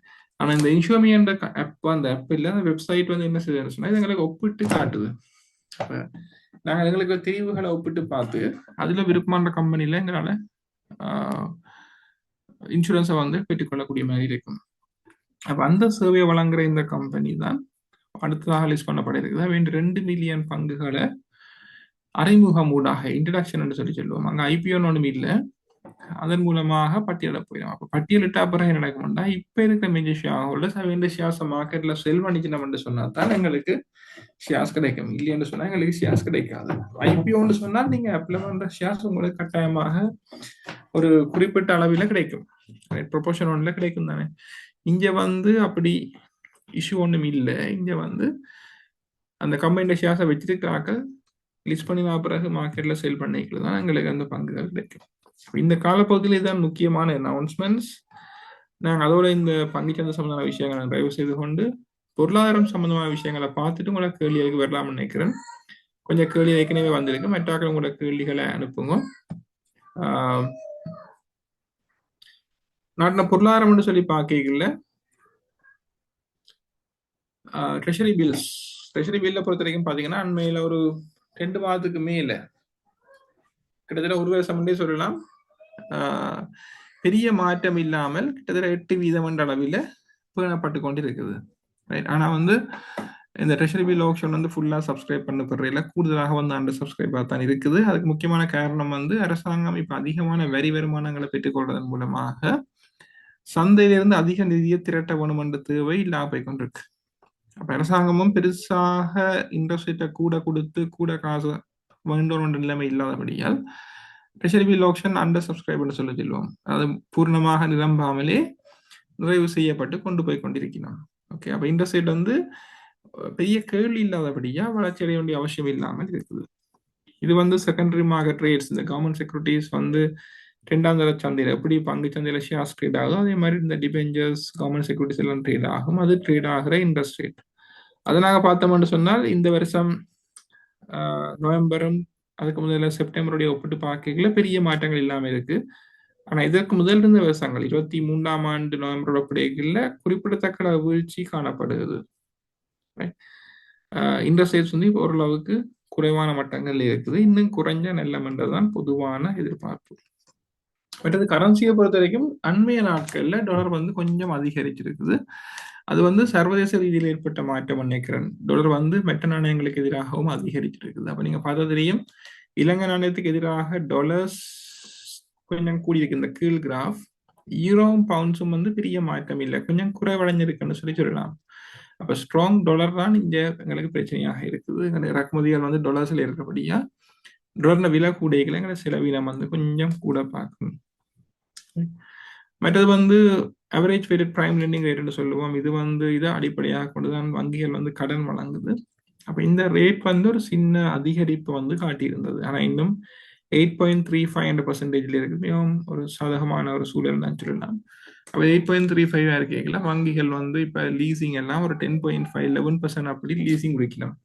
பர்சனல் லோன் ஒரு 12% 13% பர்சனல் லோன் குடிக்கலாம். ஓரளவுக்கு வங்கி வட்டி விதங்கள் குறைவடைஞ்சிருக்குன்னு சொல்லலாம். மற்ற இலங்கையை பொறுத்த இன்னொரு முக்கியமான இறக்குமதி பண்டம் என்ன, க்ரூட் ஆயில். க்ரூட் ஆயிலை வச்சு கொண்டுதான் நாங்கள் ரிஃபைன் ப்ராடக்ட்ஸ் விலையும் வந்து தீர்மானிக்கப்படுகிறது. அப்போ பார்த்தீங்கன்னு சொன்னால் பிரெண்ட் க்ரூட்ன்றதை நாங்கள் கூடுதலாக பயன்படுத்துகிற இந்த மசகு எண்ணெய்னு சொல்லுவோம். மசகு எண்ணெய் முறையில் மசகு எண்ணெயில பிரதானமாக 2 டைப் இருக்கு. ஒன்று வந்து WTI என்று சொல்லுவோம், அமெரிக்காவிலேருந்து வர்றது. மற்றது பிரெண்ட் என்று சொல்றது பிரிட்டிஷ் ஸ்டாண்டர்ட்ல வர்றது. கூட மிடில் ஈஸ்ட்ல இருந்து வர்றது வந்து பிரெண்ட் க்ரூட்னு சொல்லுவோம். நாங்கள் இலங்கையில் இருக்கிற இந்த எரிபொருள் சுத்திகரிக்கிற ஆலை வந்து ஈரான் லைட் க்ரூடுக்கு தான் தயாரிக்கப்பட்டிருக்குது. அப்போ நம்மளா அந்த மெர்பன் ஆயில் என்று சொல்லப்படுற அந்த முறையான க்ரூடையில தான் நாங்கள் கூட பாய்க்கலாம். அப்போ நாங்கள் அந்த பிரெண்ட் க்ரூடை தான் நாங்கள் கூட ஒரு பெஞ்ச் மார்க் மாதிரி ஃபாலோ பண்றது. அப்போ அது வந்து இப்போ 62 மட்டத்துக்கு குறைஞ்சிருக்கு. இதுக்கு முதல்ல வந்து செப்டம்பர் ஆகஸ்ட்ல வந்து கிட்டத்தட்ட 65 67 இருந்தது. இப்போ 62க்கு குறைஞ்சிருக்குது. அப்போ இந்த மாசம் முடியல அரசாங்கம் வந்து பெட்ரோல் விலைகளை தீர்மானிக்கல, சில வேளை இன்னொரு 5 ரூபா குறைக்கிறதுக்கான வாய்ப்புகள் வந்து காணப்படுகிறது. ஓகே. மற்றது இன்ஃப்ளேஷனை பொறுத்த வரைக்கும் இன்ஃப்ளேஷன் மறைப்பெறுமதியில இருந்து இப்ப அண்மை காலத்துல இந்த ஜூலைக்கு பிறகு ஆகஸ்ட்ல இருந்து நேர்கணியத்துக்கு வந்திருக்குது. இன்ஃப்ளேஷன் கொஞ்சம் கொஞ்சமாக நாட்டுல கூடிக்கொண்டிருக்குது. இந்த வெள்ள சூழ்நிலை காரணமாக இந்த டிசம்பர் மாதம் இன்ஃப்ளேஷன் வந்து கொஞ்சம் அதிகரிக்கும் என்று சொல்லி நாங்கள் எதிர்பார்க்கலாம். ஏன்னா வெள்ளத்தின் காரணத்தினால வந்து உணவுப் பொருட்கள்ல பாதிப்புகள் நட்டங்கள் ஏற்படைக்கல, சந்தையில அவைலபிலிட்டின்னு சொல்லுவோம், சந்தையில விநியோகம் வந்து பாதிக்கப்படைக்கல, உணவுப் பொருட்களை விலை கூடினா இன்ஃப்ளேஷன் வந்து கொஞ்சம் கூடும். மற்றபடி இலங்கையை பொறுத்த வரைக்கும் இன்ஃப்ளேஷன் மிகவும் ஒரு லாஸ்ட் 2 இயர்ஸ்ல ஒரு கட்டுப்பாடான மட்டத்தில் பேணப்பட்டு கொண்டிருக்குது. மற்ற டூரிசம் பொறுத்த வரைக்கும் நவம்பர் மாதத்துல என்னுடைய எதிர்பார்ப்பு 2,14,000 வரைக்கும் போகும்ண்டு கிட்டத்தட்ட இந்த மட்டத்தை அடையலாம்னு நினைக்கிறேன். அப்ப நவம்பர் மாதத்துல 2,00,000க்கு அதிகமான டூரிஸ்ட் வந்துக்கிறோம்னு சொன்னால் நாங்கள் 2018ஆம் ஆண்டை விட அதிகமான ஒரு இலக்கத்தை அடைவோம். அதே டிசம்பர்லயும் அதே மாதிரி ஒரு அதிகமான தொகையை நாங்கள் எதிர்பார்க்கலாம். அப்ப டூரிசம் ஓவரலா பார்க்கல இந்த வருஷம் நல்ல நிலைமையில தான் இருக்குது. நேற்றைக்கு அரசாங்கம் மத்திய வங்கி இந்த பாலிசி மீட்டிங் இருந்தது. அதுல கதைத்த விஷயம் இப்ப நாங்க ஒரு டூரிஸ்ட் இலங்கைக்கு வரையில அவர் மூலமாக எங்களுக்கு எவ்வளவு வருமானம் கிடைக்குதுன்றது ஒரு எஸ்டிமேட், ஒரு கணிப்பீடு. அது சில தரவுகள் அடிப்படையாக கொண்டு மேற்கொள்ளப்படுற கணிப்பீடு, ரைட்? அப்ப இந்த வருஷம் $5 பில்லியன் அளவுக்கு வருமானம் வரும் என்று சொல்லி எதிர்பார்க்கிறோம், ரைட்? ஆனா அந்த $5 பில்லியன் கொஞ்சம் அச்சீவ் பண்ண இல்லாம இருக்கும். என்னன்னு சொன்னா சென்ட்ரல் பேங்க் சென்சஸ் டிபார்ட்மெண்ட் ஒரு வெளிநாட்டு பிரியாணி இலங்கைக்கு செலவழிக்கிற தொகையை கிட்டத்தட்ட $140 குறைச்சிருக்கிறோம். அப்ப அந்த காரணத்தினால கொஞ்சம் எங்களுக்கு இந்த முறை அந்த வெளிநாட்டு பயணிகள், உல்லாச பயணிகள் இலங்கைக்கு வர்றதால கிடைக்கிற வருமானத்தின் அளவு கொஞ்சம் குறையும் அல்லது போன வருஷத்துக்கு சமனாகத்தான் இருக்கும் என்று சென்ட்ரல் பேங்க் எதிர்பார்க்குது. ஆனா வர்ற ஆக்கள் எண்ணிக்கை நிச்சயமாக அதிகமாக இருக்கும் என்று எதிர்பார்க்கப்படுகிறது, ரைட்? இலங்கையை பொறுத்த வரைக்கும் இந்த டூரிசமும் ரெமிட்டன்ஸும் ஒரு முக்கியமான விஷயம். இதுல பாத்தீங்கன்னா இலங்கையின் ஏற்றுமதி இறக்குமதியை பற்றி தரவுகள் காட்டப்பட்டிருக்குது. அப்ப ஏற்றுமதி இறக்குமதியை பொறுத்த வரைக்கும் இலங்கையின் மொத்த இறக்குமதி அண்மை காலங்களில் கொஞ்சம் அதிகமாக இருக்குது. முக்கியமான காரணம் வாகன இறக்குமதி. ஏற்றுமதியை பொறுத்த வரைக்கும் ஏற்றுமதியில சின்ன ஒரு தளர்வு போக்கு காணக்கூடியதாக இருக்குது செப்டம்பர் மாதத்துல. அது இந்த ட்ரம்பின் டாக்ஸ் பிரச்சனைகளோட ஒரு சின்ன ஒரு தளம்பல் காணக்கூடியதாக இருக்குது. பாத்தீங்கன்னா தெரியுமா, அண்மையில பங்குச்சந்தையில பட்டியலிடப்பட்டிருக்கு ஏற்றுமதி தொடர்பான நிறுவனங்கள் கொஞ்சம் விலைகள்ல வீழ்ச்சியை அவதானிக்கக்கூடிய மாதிரி இருக்குது. நினைக்கிறேன் இது கொஞ்சம் அடுத்த வருஷம் ஆகிக்கிற ஓரளவுக்கு செட்டில் ஆகும் என்று சொல்லி எதிர்பார்க்கலாம். பட் ஸ்டில் ஒரு தெளிவில்லா நிலைமை தான் காணப்படுது. ட்ரம்பின் டேரிஃப் எப்படி போகும், இப்ப அங்கேயும் இன்ஃபிளேஷன் கூடும் என்று சொல்லி எதிர்பார்க்கணும். ஸோ இது என்ன மாதிரி சமாளிக்கப்பட போகுதுன்றது கொஞ்சம் தெளிவில்லாத தன்மை தான் இருக்குது. மற்றபடி நாங்கள் ரெமிட்டன்ஸை பொறுத்த வரைக்கும் வெளிநாட்டில் வேலை செய்கிறார்கள் இலங்கை அனுப்புகிற காசு அளவு கூடி இருக்குது. வருஷத்துல வாழ வருமானமும் முதல் வருஷங்களை விட அதிகமாக இருக்குது. அப்போ ஓவராலா இலங்கையின் நாணய கையிருப்பு, வெளிநாட்டு நாணய கையிருப்பு, இதுல நீங்க பார்த்து தெரியும் வெளிநாட்டு வேலை செய்கிறார்கள் அனுப்புகிற காசு அளவு கூடிக்கொண்டிருக்கு. முக்கியமா இந்த வருஷம் இல்ல ஜனவரி மாதத்துக்கு பிறகு பாத்தீங்கன்னா கொஞ்சம் வளர்ச்சி அடைஞ்சு கொண்டு போற போக்கத்தான் எங்களால் காணக்கூடியதாக இருக்குது, ரைட்? பட் இது மத்திய வங்கி சந்தையிலிருந்து வாங்கி சேர்க்கிற டாலர்ஸின் அளவு அல்லது கொள்ளளவு செய்கிற டாலர்ஸ் என்று சொல்லலாம். இந்த வருஷம் ஜனவரி மாதம் பார்த்தீங்கன்னா ஓவராலா மத்திய வங்கி வாங்குறதுல தான் அதிகமாக கவனம் செலுத்தி இருக்குது. ஈவன் இந்த அக்டோபர் மாதம் கூட $46 மில்லியன் வாங்கி இருக்குது. இந்த அக்டோபர் மாதத்துல எங்கிற வர்த்தக மீதி மிகவும் அதிகம். இலங்கையில மொத்த இறக்குமதி $2 பில்லியன், ஆனா ஏற்றுமதி 1.1 பில்லியன் தான் இருக்கு. எங்களுக்கு இந்த ட்ரேட் டெபிசிட்னு சொல்லப்படுறது $910 மில்லியனாக இருக்குது. அப்படி இருக்கைக்குள்ளேயும் அரசாங்கத்தால $46 மில்லியன் சந்தையிலிருந்து வாங்கக்கூடிய மாதிரி இருக்குது மத்திய வங்கியால, ரைட்? அப்ப இது என்ன காட்டுதுன்னு சொன்னா எங்களுக்கு இந்த ரெமிட்டன்ஸும் டூரிசத்திலையும் வர வருமானம் அதிகமாக இருக்குது. அதன் மூலமாக நாங்கள் இந்த வாகன இறக்குமதி போன்ற விஷயங்களுக்கு செலவழிக்கிற காசு செலவழிச்சா பிறகு எங்கள்கிட்ட கொஞ்சம் காசு கையில மிச்சமாக இருக்குது. இலங்கையை பொறுத்த வரைக்கும் நாங்கள் இந்த வெஹிக்கிள் இம்போர்ட்டுக்கு ஒரு அதிகமான செலவினத்தை மேற்கொள்றோம். அது தவிர நாங்கள் முந்தைய IMF வாங்கின காசு, வேர்ல்ட் பேங்க்ல வாங்கின காசு, EDBல வாங்கின காசு எல்லாம் திருப்பி செலுத்தி கொண்டிருக்கிறோம். அதுக்கும் இலங்கை காசு வெளியில போய் கொண்டிருக்கு. பட் ஸ்டில் இலங்கையின் மொத்த வெளிநாட்டு நாணய கையிருப்பு $6.2 பில்லியன் அக்டோபர் வரைக்கும் இருந்திருக்குது. நவம்பர் டேட்டா இன்னும் இல்லை, நவம்பர் முடியே இல்லை. டிசம்பர் முடியல. நேற்றைக்கு சென்ட்ரல் பேங்கின் கவன சொன்ன கருத்தின் அடிப்படையில இந்த வருஷம் இந்த எக்கனாமிக் கிரைசிஸுக்கு பிறகு ஒரு அதிகமான ஒரு அளவான கையிருப்போட நிறைவடையும் என்று சொல்லியிருக்கிறோம். இப்ப நாங்க பார்த்தோம்னா இந்த கிரைசிஸ் 2022ஆம் ஆண்டு வந்த கிரைசிஸுக்கு பிறகு எங்கள்கிட்ட இருந்து ஆகக்கூடிய நாணய கையிருப்பு கிட்டத்தட்ட $6.5 பில்லியன் எப்பன்னா இந்த வருஷம் மார்ச் மாசம். அதுக்கு பிறகு கொஞ்சம் கொஞ்சமாக குறைஞ்சு கொண்டு போற தன்மையை தான் காணக்கூடியதாக இருக்குது. சென்ட்ரல் பேங்க் கவர்னர் என்ற கருத்துப்படி ஒரு டிசம்பர் மாதம் முடிகிறதுக்குள்ள ஒரு $700 மில்லியன் சாதங்களுக்கு கிடைக்கும் என்று எதிர்பார்க்கப்படுது. அப்ப அந்த $700 மில்லியன் உள்வருகையோட இந்த வருஷம் நிறைவடையல எங்களோட வெளிநாட்டு நாணய கையிருப்பு 6.5 6.8 பில்லியன் அளவில் இருக்கும்னு சொல்லி எதிர்பார்க்கப்படுது. அப்ப நாணய கையிருப்பு அதிகமா இருக்கிறது வந்து எங்களுக்கு ஒரு பொருளாதார ரீதியிலான ஒரு உறுதித்தன்மையை நாட்டுக்கு கொண்டு வரும். பட் இந்த ரேட்டிங் அப்கிரேட் நான் ஏற்கனவே காய்ச்சிட்டேன். அண்மையில வந்து இலங்கையின் ரேட்டிங்களை சொல்லுவோம். ரேட்டிங்களை சொல்லிக்கலாம் வந்து இப்போ இந்த எக்கனாமிக் கிரைசிஸோட நாங்கள் டிஃபால்ட் ரேட்டிங் இப்போ இலங்கையின் பொருளாதாரத்தை வெளிநாட்டில் இருக்காங்க எப்படி பார்க்கிறோம்ன்றது அந்த ரேட்டிங். ஒவ்வொரு தரம் வந்து இலங்கையை ரிசர்ச் பண்ணி பார்க்கிறாரு, ரைட்? அப்போ இந்த ரேட்டிங் கம்பெனி வந்து இலங்கையை எப்படி மதிப்பீடு செய்து இலங்கையோட ரேட்டிங் எப்படி இருக்குன்னு சொல்லுதோ அதை வச்சு கொண்டு தான் வெளிநாட்டு முதல்கள் இலங்கைக்குள்ள வாரதா இல்லையான்றது தீர்மானிக்கப்படும். அப்போ நாங்கள் முதல்ல டிஃபால்ட்ல இருந்த நாங்கள் இப்போ நாங்கள் CCC வந்துட்டோம். நம்ம வந்து ஆரம்பத்தில் எக்ஸ்பிளைன் பண்ண மாதிரி ஸ்ரீலங்கா ஏர்லைன்ஸின் அந்த ரீஸ்ட்ரக்சரிங் முடிவுக்கு வந்ததுன்னு சொன்னால் நாங்கள் இந்த CCC+லேருந்து ஓரளவுக்கு B என்ற மட்டத்துக்கு போகிறதுக்கான வாய்ப்புகள் இருக்கு.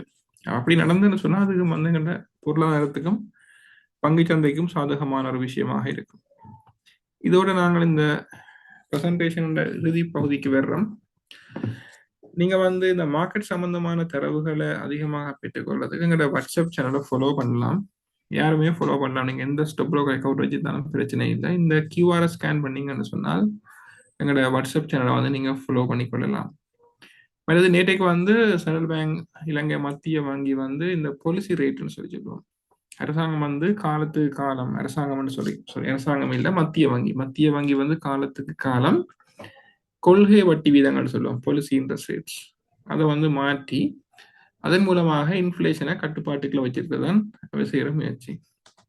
அப்போ அந்த அடிப்படையில் நேற்று நடந்த மீட்டிங்கில், நேற்றைக்கு முந்தின நாள் நடந்த மீட்டிங்கில் இன்ட்ரெஸ்ட் ரேட்ஸை மாற்றம் இல்லாமல் பண்ணுறதுக்கு மத்திய வங்கியின் அந்த குழு வந்து தீர்மானம் எடுத்திருந்தது. அப்போ அந்த அடிப்படையில் நேற்று அதை வந்து அறிவிச்சிருந்தவை அந்த அனௌன்ஸ்மெண்ட் தான் இதில் காட்டப்பட்டிருக்குது. அதுக்கு பிறகு வந்து ஒரு ப்ரெஸ் ப்ரீஃபிங்னு சொல்லுவோம், பத்திரிகையாளர் மாநாடு நடந்தது. அந்த பத்திரிகையாளர் மாநாட்டில் தான் மிச்ச விஷயங்களை டிஸ்கஸ் பண்ணியிருந்தவை. அதில் சொல்லப்பட்ட சில விஷயங்களை தான் ஏற்கனவே கதைச்சிருந்தேன் நான். முக்கியமாக வெளிநாட்டு நாணய கையிருப்பை பற்றி அதில் கதைச்சிருந்தவை. அப்போ சென்ட்ரல் பேங்க் கவர்னரோட கருத்துப்படிக்கு இந்த இன்ஃப்ளேஷன் வந்து மெதுவாக அதிகரித்து அடுத்த வருஷம் நடுப்பகுதியாக இருக்குல்ல 5% நோக்கி நகரும் என்றதுதான் வேண்டிய எதிர்பார்ப்பு.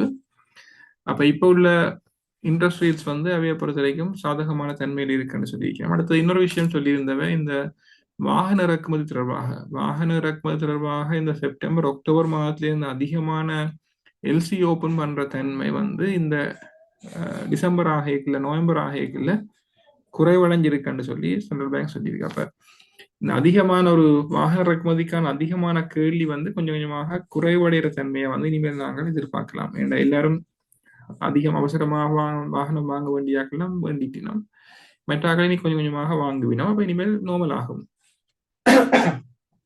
2018ஆம் ஆண்டுக்கு முதல்ல சராசரியாக இலங்கை வந்து ஒரு வருஷத்துக்கு $500 மில்லியன் உள்ளதான் வாகனம் வாங்கியிருக்கு.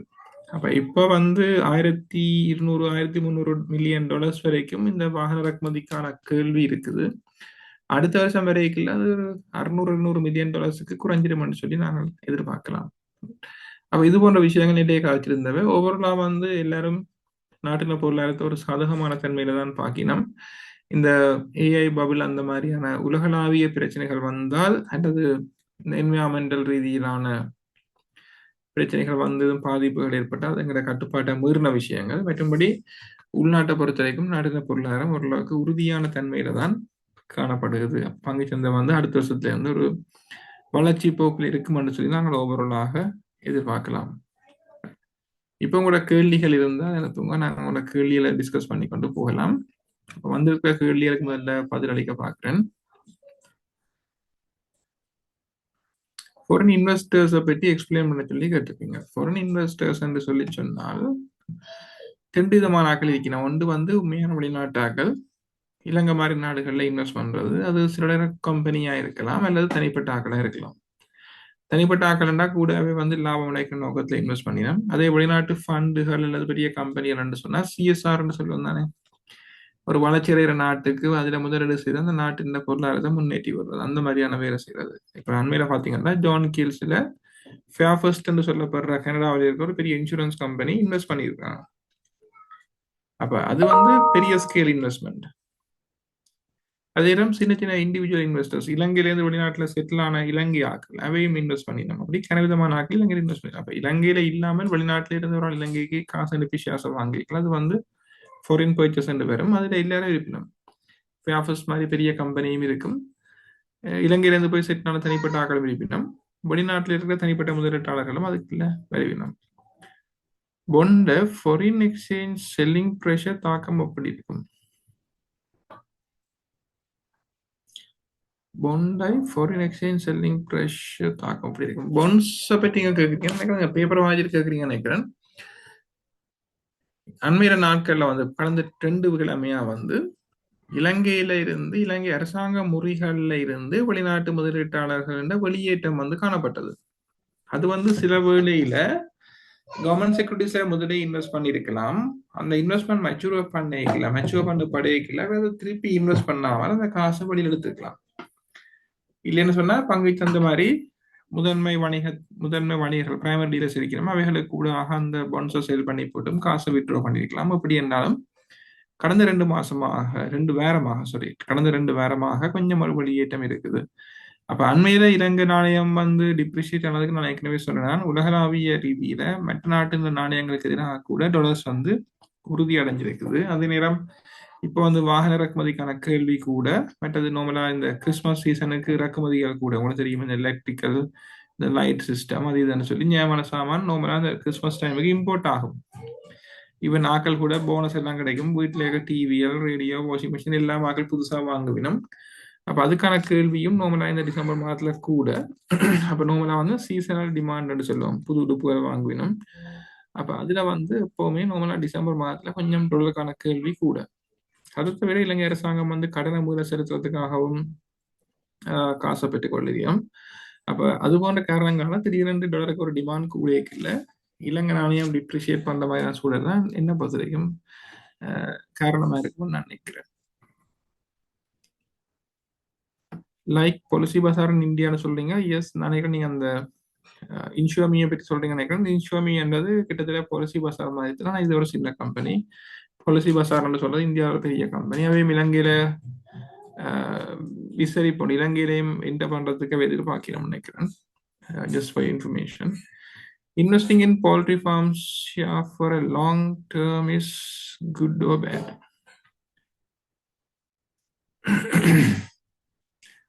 நீங்க எந்த ஒரு நிறுவனத்தின் ஷேர்ல இன்வெஸ்ட் பண்ண முதலும் அந்த கம்பெனியின் இப்போ உள்ள விலை வந்து அந்த முதலீட்டுக்கு சாதகமானதான்னு பார்க்கணும். அப்ப நீங்க இலங்கையில போல்ட்ரி கம்பெனினா 3 கம்பெனி இருக்கு, Bahira forms, crane லிவேட்டர்ஸ், 3 acre forms. இந்த 3 கம்பெனிலையும் இப்போ உள்ள விலைக்கு அதை வாங்குறது பெருமதியா இல்லையான்னு நீங்க கால்குலேட் பண்ணினா மட்டும்தான் இதுக்கான பதில் வரும். நான் ஜென்ரலா ஒரு பதில் சொன்னால் அது சரி வராது. இப்ப நான் சொன்னேன் எஸ் சொன்னேன்னு சொன்னால் நீங்க நாளைக்கு இந்த 3 கம்பெனி ஒரு கம்பெனி வாங்கிக்க சில அந்த கம்பெனி விலை கூடவே இருந்தால் யோசனை எல்லாமே இருக்கும். நான் நோன்னு சொன்னாலும் சில அந்த கம்பெனி ஏதாவது ஒரு கம்பெனி விலை குறைவா இருக்கலாம். அந்த ஷேர் பிரைஸ் கூட சான்ஸ் இருக்கு. அப்ப நீங்க இண்டிவிஜுவலா கால்குலேட் பண்ணி பார்த்தா தான் தெரியும். ரைட், நாம இந்த நிகழ்ச்சியில தனிப்பட்ட ஒரு ஸ்டாக்கை வந்து ரெக்கவர் பண்றது சரியில்லை நமக்கு அந்த கேள்வியை நான் இதை நிறுத்திக் கொள்றேன். What is the approximate stop loss percentage? For example, if I buy a share for 100, what is the best price at which I should sell it? அது வந்து கம்பெனி வித்தியாசப்படும். சிலது வந்து ஹைலி வாலடைல், விலை தளம்பக்கூடிய ஷேர்ஸ். உதாரணத்துக்கு 60 இருந்த ஷேர் 200 போக chance இருக்கு. அப்ப நீங்க ஒரு 100 அந்த ஷேரை வாங்கிக்கலாம், உங்களோட ஸ்டாப் லாஸ் வந்து கவனமாக இருக்கணும். ஆனா சில ஷேர் வந்து ஒரு 6 மாதமா 100 இருக்கும். அப்ப அந்த ஷேர் நீங்க வாங்கிக்கலாம், உங்களோட ஸ்டாப் லாஸ் வந்து அதே மாதிரி மெயின்டைன் பண்ண தேவையில்லை. அப்ப அந்த எத்தனை பெர்சன்டேஜ் நாங்க அலோகேட் பண்ண போறோம்னா அந்த ஷேர்ஸ் வந்து தளம்பல பொறுத்து மாறும். What is the future performance of India-based apparel shares? அதை பற்றி எனக்கு ஒரு கருத்தும் இல்லை உண்மையா. இந்தியா அமெரிக்காவோட இப்போ கொஞ்சம் முனைஞ்சு போற மாதிரி இருக்குது. டாக்ஸை குறைச்சின பண்ணா இந்திய கம்பெனிக்கு சாதகமாக இருக்கும். இப்போதைக்கு ஒரு நெகட்டிவான லெவல் தான் காணப்படுது. அப்படி பெரிய இந்தியா மார்க்கெட்டை தான் பெருசாக அனலைஸ் பண்ணதில்லை. So very sorry. Describe about CCC. CCC ஏன்னா நீங்க ரேட்டிங்கும் கேட்குறீங்களா வேறு எது கேட்குறீங்களா? அந்த கேள்வியை கொஞ்சம் தெளிவாக கேட்டீங்கன்னா ஈஸியா இருக்கும். நாங்கள் ரேட்டிங் தான் கேட்குறீங்கன்னு நினைக்கிறேன். ரேட்டிங்கை பொறுத்த வரைக்கும் AAA தான் ஆகக்கூடிய ரேட்டிங். AAA, பிறகு AA, பிறகு A, பிறகு BBB, BB, பிறகு CCC. அப்ப சி என மட்டத்துக்கு வரைக்கும் நம்ம அது இன்வெஸ்டர் கிரேட்னு சொல்றே இல்லை. பியில இருந்து B+க்கு மேலதான் நார்மலா இன்வெஸ்டர் கிரேட். அப்ப ஃபாரினர்ஸ் வந்து ஒரு நாட்டுல இன்வெஸ்ட் பண்ணீங்கன்னா அந்த நாட்டின் கிரெடிட் ரேட்டிங் ஒரு B+க்கு மேல இருந்தா தான் அதை கன்சிடர் பண்ணுவேன். CCCல இருக்கிறது வந்து ஒரு ரிஸ்கான நாடு. அந்த நாட்டுல பொதுவாக வெளிநாட்டு முதலீடுகள் வந்து செய்ய யாரும் விரும்புறதில்லை. அப்ப எங்களோட ரேட்டிங் வந்து B+ BB என்ற மட்டத்துக்கு நாங்கள் உயர்த்தி கொண்டோம்னா எங்களோட ரேட்டிங் வந்து அந்த மட்டத்துக்கு போகைகள்ல வெளிநாட்டு முதலீடுகள் ஈஸியாக இலங்கையில நாங்கள் கவர்ந்து இழுக்கக்கூடிய மாதிரி இருக்கும். What are sectors good to invest? Give an idea to build a good portfolio. How many percentage banking and finance sector? How many percentage for energy sector? How many percentage for FMCG sector? இது வந்து ஒரு இந்த கேள்விக்கு நான் இந்த நிகழ்ச்சியில பதிலளிக்க இயலாது. Very sorry. பிரச்சனை சொன்னால் இண்டிவிஜுவல் ஸ்டாக்ஸை பார்க்கணும், அட்ராக்டிவான ஷேர்ஸை பார்க்கணும், அடுத்து லாங் டேர்ம் இன்வெஸ்ட்மெண்ட். அப்போ நீங்கள் மொத்த காசையும் பிரிச்சு இன்வெஸ்ட் பண்றதுன்றது சரி வராது. இப்போ நீங்க ஒரு கொஞ்சம் காசு அலோகேட் பண்ணி போட்டு அதை இப்போ என்ன செக்டர்ல என்ன ஷேர், உதாரணத்துக்கு பேங்கிங் செக்டர் எடுத்தோம்னு சொன்னா பேங்கிங் செக்டர்ல கமர்ஷியல் 58 3 பேங்க் ஸ்டாக் பேங்க்ஸ். இந்த 3 பேங்க்ல இந்த பேங்கை வாங்க போறோன்றது வந்து கால்குலேஷன். அப்ப மொத்தம் இன்வெஸ்ட்மெண்ட்டை நாங்கள் எப்படி அலோகேட் பண்ண போறோம்ன்றது வந்து அந்த கால்குலேஷன்ல தங்கி இருக்கும். ரைட், சொல்ல விளங்க நினைக்கணும் உங்களுக்கு. ஏன்னா இப்போ நாங்கள் மார்க்கெட் வந்து கிட்டத்தட்ட ஆல் டைம் ஹை கிட்ட தான் நிற்கிறோம். அப்போ சில ஷேர் ப்ரைஸ் சரியான கூட, சில ப்ரைஸ் இன்னும் கூட இல்லை. அப்போ நாங்கள் சரியான ஐடென்டிஃபை பண்ணி வாங்குறது தான் அதில் முக்கியம். இப்போ முதல்ல ஷேர்ஸ் ஐடென்டிஃபை பண்ணினா பிறகுதான் அலோகேஷனை பற்றி நாங்கள் யோசிக்கலாம். Right, I am a new investor in the CSE. Which companies can I select for long-term investment and future growth? நம்ம வந்து லாங் டேர்ம் இன்வெஸ்ட்மெண்ட்டுக்குன்னு சொன்னால் நம்ம நாங்கள் பேங்க்ஸ் ரெக்கமெண்ட் பண்ணலாம். அதுலேயே வந்து டிஸ்கவுண்டாக இருக்கிற பேங்க்ஸை பார்த்து பண்ணுவோம். அதாவது வந்து இன்னொரு 5 வருஷத்துக்கு அந்த பேங்க் ஸ்டேபிளாக இருக்கணும், ஒரு க்ரோத் இருக்கணும். அப்போ விலை குறைவாக இருக்கிற பேங்கை வாங்குறது நன்மை. என்ன விலை கூடின பேங்க் இன்னும் பெருசாக விலை கூடிக்கல, அந்த விலை கூடாமல் இருக்கிற பேங்க் கூட விலை கூடும். அப்படி ஒரு லாஜிக் கொண்டு இருக்கு. அதுக்காக அந்த விலை குறைவாக இருக்கிற பேங்க் அட்ராக்டிவ் வந்து இல்லை. இப்போ நீங்கள் கால்குலேட் பண்ணி பார்க்கணும், பெர்ஃபார்மன்ஸ்ல நல்லா இருந்து ஆனால் விலை குறைவாக இருக்கிற பேங்க். அப்போ அப்படி ஒரு பேங்க்ல இன்வெஸ்ட் பண்ணுறது உதாரணத்துக்கு பொறுத்தா இருக்கும். ரைட், அப்போ உங்களோட முதலீட்டு ஆலோசனை டிஸ்கஸ் பண்ணி பாருங்க, அவர் உங்களை சஜஸ்ட் பண்ணுவார். அதை பேஸ் பண்ணி கொண்டு நீங்கள் இன்வெஸ்ட் பண்ணலாம். Can we invest in government sectors? Can we invest in government sectors or still, sorry, government sector, not government, government, sorry. Can we invest in government sectors or still government sectors in downturn? கவர்மெண்ட்ஸை பொறுத்த வரைக்கும் இன்னும் ஒரு தெளிவில்லாத தன்மைதான் காணப்படுது. இலங்கையில மொத்த இந்த government exports அல்லது apparel exports சொல்லுவோம், அது வந்து சின்ன ஒரு வளர்ச்சியை தான் காட்டியிருக்குது, இன்னும் பாதிக்கப்பட இல்லை. ஆனால் அந்த ட்ரம்பின் டெரிஃபால இலங்கையில பட்டியலிடப்பட்டிருக்க நிறுவனங்கள் கூடுதலாக அமெரிக்காவோட வர்த்தகம் செய்யறபடியால் அவையில் வந்து கொஞ்சம் காஸ்ட் அதிகரிச்சிருக்கு. அந்த பிரச்சனை வந்து இருக்கு. அப்போ நாங்கள் இன்னும் கொஞ்சம் வெயிட் பண்ணி அதில் முதலீடு செய்யறது நல்லா இருக்கும்னு நான் நினைக்கிறேன். ஒரு தெளிவு கிடைச்சா அப்புறம் செய்யறது நல்லா இருக்கும்னு நினைக்கிறேன். Is it advisable to hold cash in percentage current market down? Market என்ன கண்டிஷன்ல இருந்தாலும் கொஞ்சம் காசை கையில் வச்சிருக்கிறத நாங்கள் ரெக்கமெண்ட் பண்றோம். முழு காசையும் இன்வெஸ்ட் பண்றது ஆபத்தான விஷயம். ஏன்னா உங்களுக்கு ஒரு அவசர தேவை எப்பவும் வரலாம். இப்படி ஒரு கிளைமேட் சேஞ்சில் ஒரு அவசர சூழ்நிலை வரலாம், ஒரு வருத்தம் வரலாம். அப்போ அந்த காரணத்துக்காக கட்டாயம் கேஷ் வச்சிருக்கோம். அடுத்த மார்க்கெட் எப்போ குறையும்னு தெரியாது. இந்த வருஷம் ஏப்ரல் மாதத்துல ட்ரம்ப் டேக்ஸ் அனௌன்ஸ் பண்ண முதல்ல எங்களுக்கு அது ஐடியாவே இல்லை. என்ன அவர் திடீர்னு டேக்ஸ் அனௌன்ஸ் பண்ணி விட்டார், மார்க்கெட் கிராஷ். அப்ப அப்படி ஒரு சூழல் வரைக்குள்ள ஷேர்ஸை வாங்குறது கையில காசு இருக்கணும். அப்ப எப்பவுமே கொஞ்சம் காசு வச்சிருக்கிறது தான் ஒரு நல்ல முதலீட்டுக்கான அடிப்படை. ஓகே, நாங்க எல்லா கேள்விக்கும் பதில் அளிச்சிட்டோம். வர கேள்விகள் இல்லையான்னு சொன்னா நாங்க அதை நிறைவு செய்யலாம்.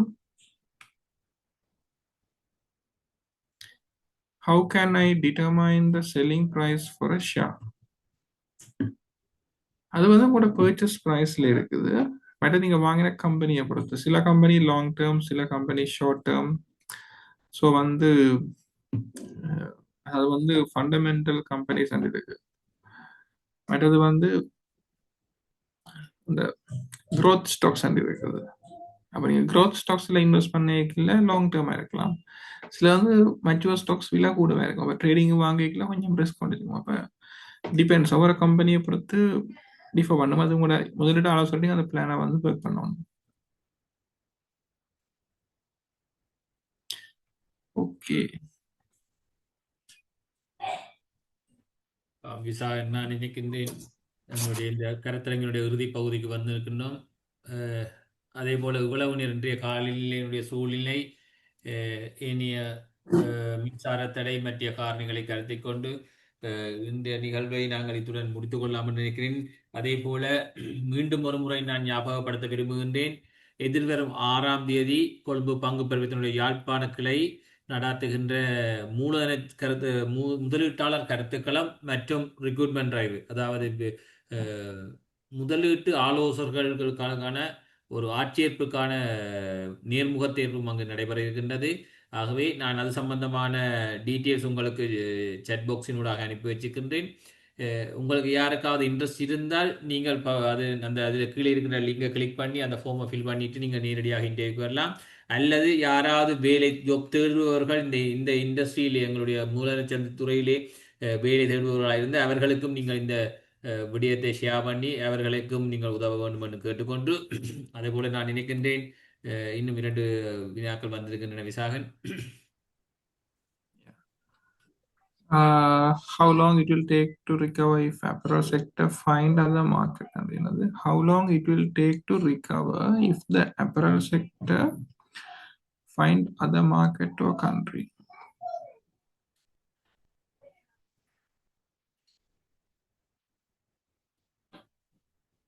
ரைட், இப்போ நான் நினைக்கிறேன்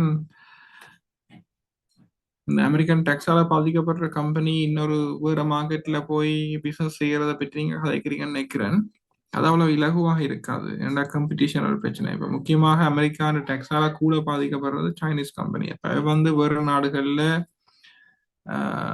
ஏற்கனவே சப்ளை பண்ண ட்ரை பண்ணுவோம். அப்போ நாங்கள் வந்து எங்கட இருக்கிற கிளையன்ஸை சஸ்டெயின் பண்ணிக்கொண்டு வேற கிளையன்ஸை அப்ரோச் பண்ணுறது பெட்டராக இருக்கும். ஸோ அது வந்து இப்போ உள்ள எக்கனாமிக் கண்டிஷன்ஸில் அவ்வளோ தூரம் ஈஸியாக இருக்காதுன்னு நினைக்கிறேன். அப்போ இப்போ ப்ரொடக்ஷன் செய்கிற கம்பெனி எல்லாம் கூட நெகோஷியேட் பண்ணி பெரிய நட்டம் இல்லாமல் ப்ரொசீட் பண்ணுறது தான் ஒர்க் பண்ணி கொண்டிருக்கிறேன். அப்போ முக்கியமாக இந்த ட்ரம்பின் டெரிஃப் பிரச்சனை எப்படி போகிறதுன்ற பொறுத்து தான் நாங்கள் பார்க்கணும். இப்போ அவர் வந்து டெக்ஸ்ட் வந்து ஓரளவுக்கு ஸ்டாண்டர்டைஸ் பண்ணினாருன்னு சொன்னால் அந்த திடீரெண்டு கூட்டி குறைக்காமல் ஸ்டாண்டர்டாக மெயின்டைன் பண்ணினா வந்து எக்கனாமி வந்து புது ஒரு ஈக்குவலிபிரியம்னு சொல்லுவோம், புதிய ஒரு சமநிலைக்கு செட்டில் ஆகும். அப்போ பார்த்தீங்கன்னா இப்போ காட்டன் ப்ரைஸ் எல்லாம் குறைவாக இருக்கு. அப்போ இலங்கையை பொறுத்த வரைக்கும் இப்போ நாங்கள் ஓரளவுக்கு இன்ஃப்ளேஷனை மெயின்டைன் பண்ணி கொஸ்ட்டை குறைச்சோம்னு சொன்னால் இந்த கம்பெனி வந்து ஓரளவுக்கு எதிர்காலத்தில் ப்ராஃபிட் பண்ணக்கூடிய மாதிரி வரும். ரைட், அப்போ அது வந்து முக்கியமாக இந்த எக்கனாமிக் கண்டிஷன்ஸ் அடுத்தடுத்த மாதங்கள்ல எப்படி மாறப்போகுதுன்றது தான் இருக்கும். அப்படியும் ஒரு நினைக்கிறேன் 3 மாதம் 6 மாதம் வெயிட் பண்ண வேண்டி வரும். அதுக்கு அப்புறம் ஒரு கிளியர் டிரெக்ஷன் வந்து எங்களுக்கு தெரியும். ஓகே ஓகே, இவ்வளவு நேரம் எங்களுக்கு கருத்துரைகளை வழங்கிய திருவாளர் விசாகன் அவர்களுக்கு கொழும்பு பங்கு பரிவர்த்தனை சார்பாகவும் பங்கு பெற்றுநர்களாகிய உங்கள் சார்பாகவும் எங்களுடைய மனமார்ந்த நன்றிகளை தெரிவித்துக் கொள்கின்றோம். அதே போல இன்று ஒரு இக்கட்டான நிலையில் கூட இணைந்து கொண்டு இவ்வளவு நேரமும் எங்களுடைய கருத்துரைகளிலே கலந்து கொண்ட உங்கள் அனைவருக்கும் கொழும்பு பங்கு பரிவர்த்தனை சார்பாக நன்றியையும், அதே போல உங்களுடைய முதலீட்டினுடைய நோக்கம் நிறைவேற வேண்டும், நீங்களும் ஒரு புத்திசாலியான முதலீட்டாளராக வர வேண்டும். இவ்வாறான தொடர்ச்சியான எங்களுடைய கருத்தரங்குகளை பங்கு பற்றி அதன் மூலம் நீங்கள் பயன்பெற்று உங்களுடைய இலக்குகளை அடைய வேண்டும் என்றும் வாழ்த்திக் கொண்டு எல்லோரும் பாதுகாப்பாக இருப்போம் என்றும் எண்ணிக்கொண்டு எல்லாருக்கும் பொதுவான இறைவனை வேண்டிக்கொண்டு விடைபெற்றுக் கொள்கின்றோம். நன்றி, வணக்கம். தேங்க்யூ விசாகன். செய்யறதுக்கு முதல்ல ஒரு சின்ன வேண்டுகோள். இப்போ நீங்க எல்லாரும் பங்கு சந்தை பற்றி தெரிஞ்சிருக்கு உங்களுக்கு, அதில் நீங்க பங்கு பெற்றீங்க. தயவுசெய்து உங்களோட நண்பர்கள் உங்களோட உறவினர்களுக்கு வந்து பங்கு சந்தையை முடிஞ்ச அளவுக்கு அறிமுகப்படுத்த பாருங்க. இலங்கையை பொறுத்தவரைக்கும் இலங்கையில பங்கு சந்தையில பங்கு பெற்ற ஆட்கள் மிக குறைவா இருக்கு.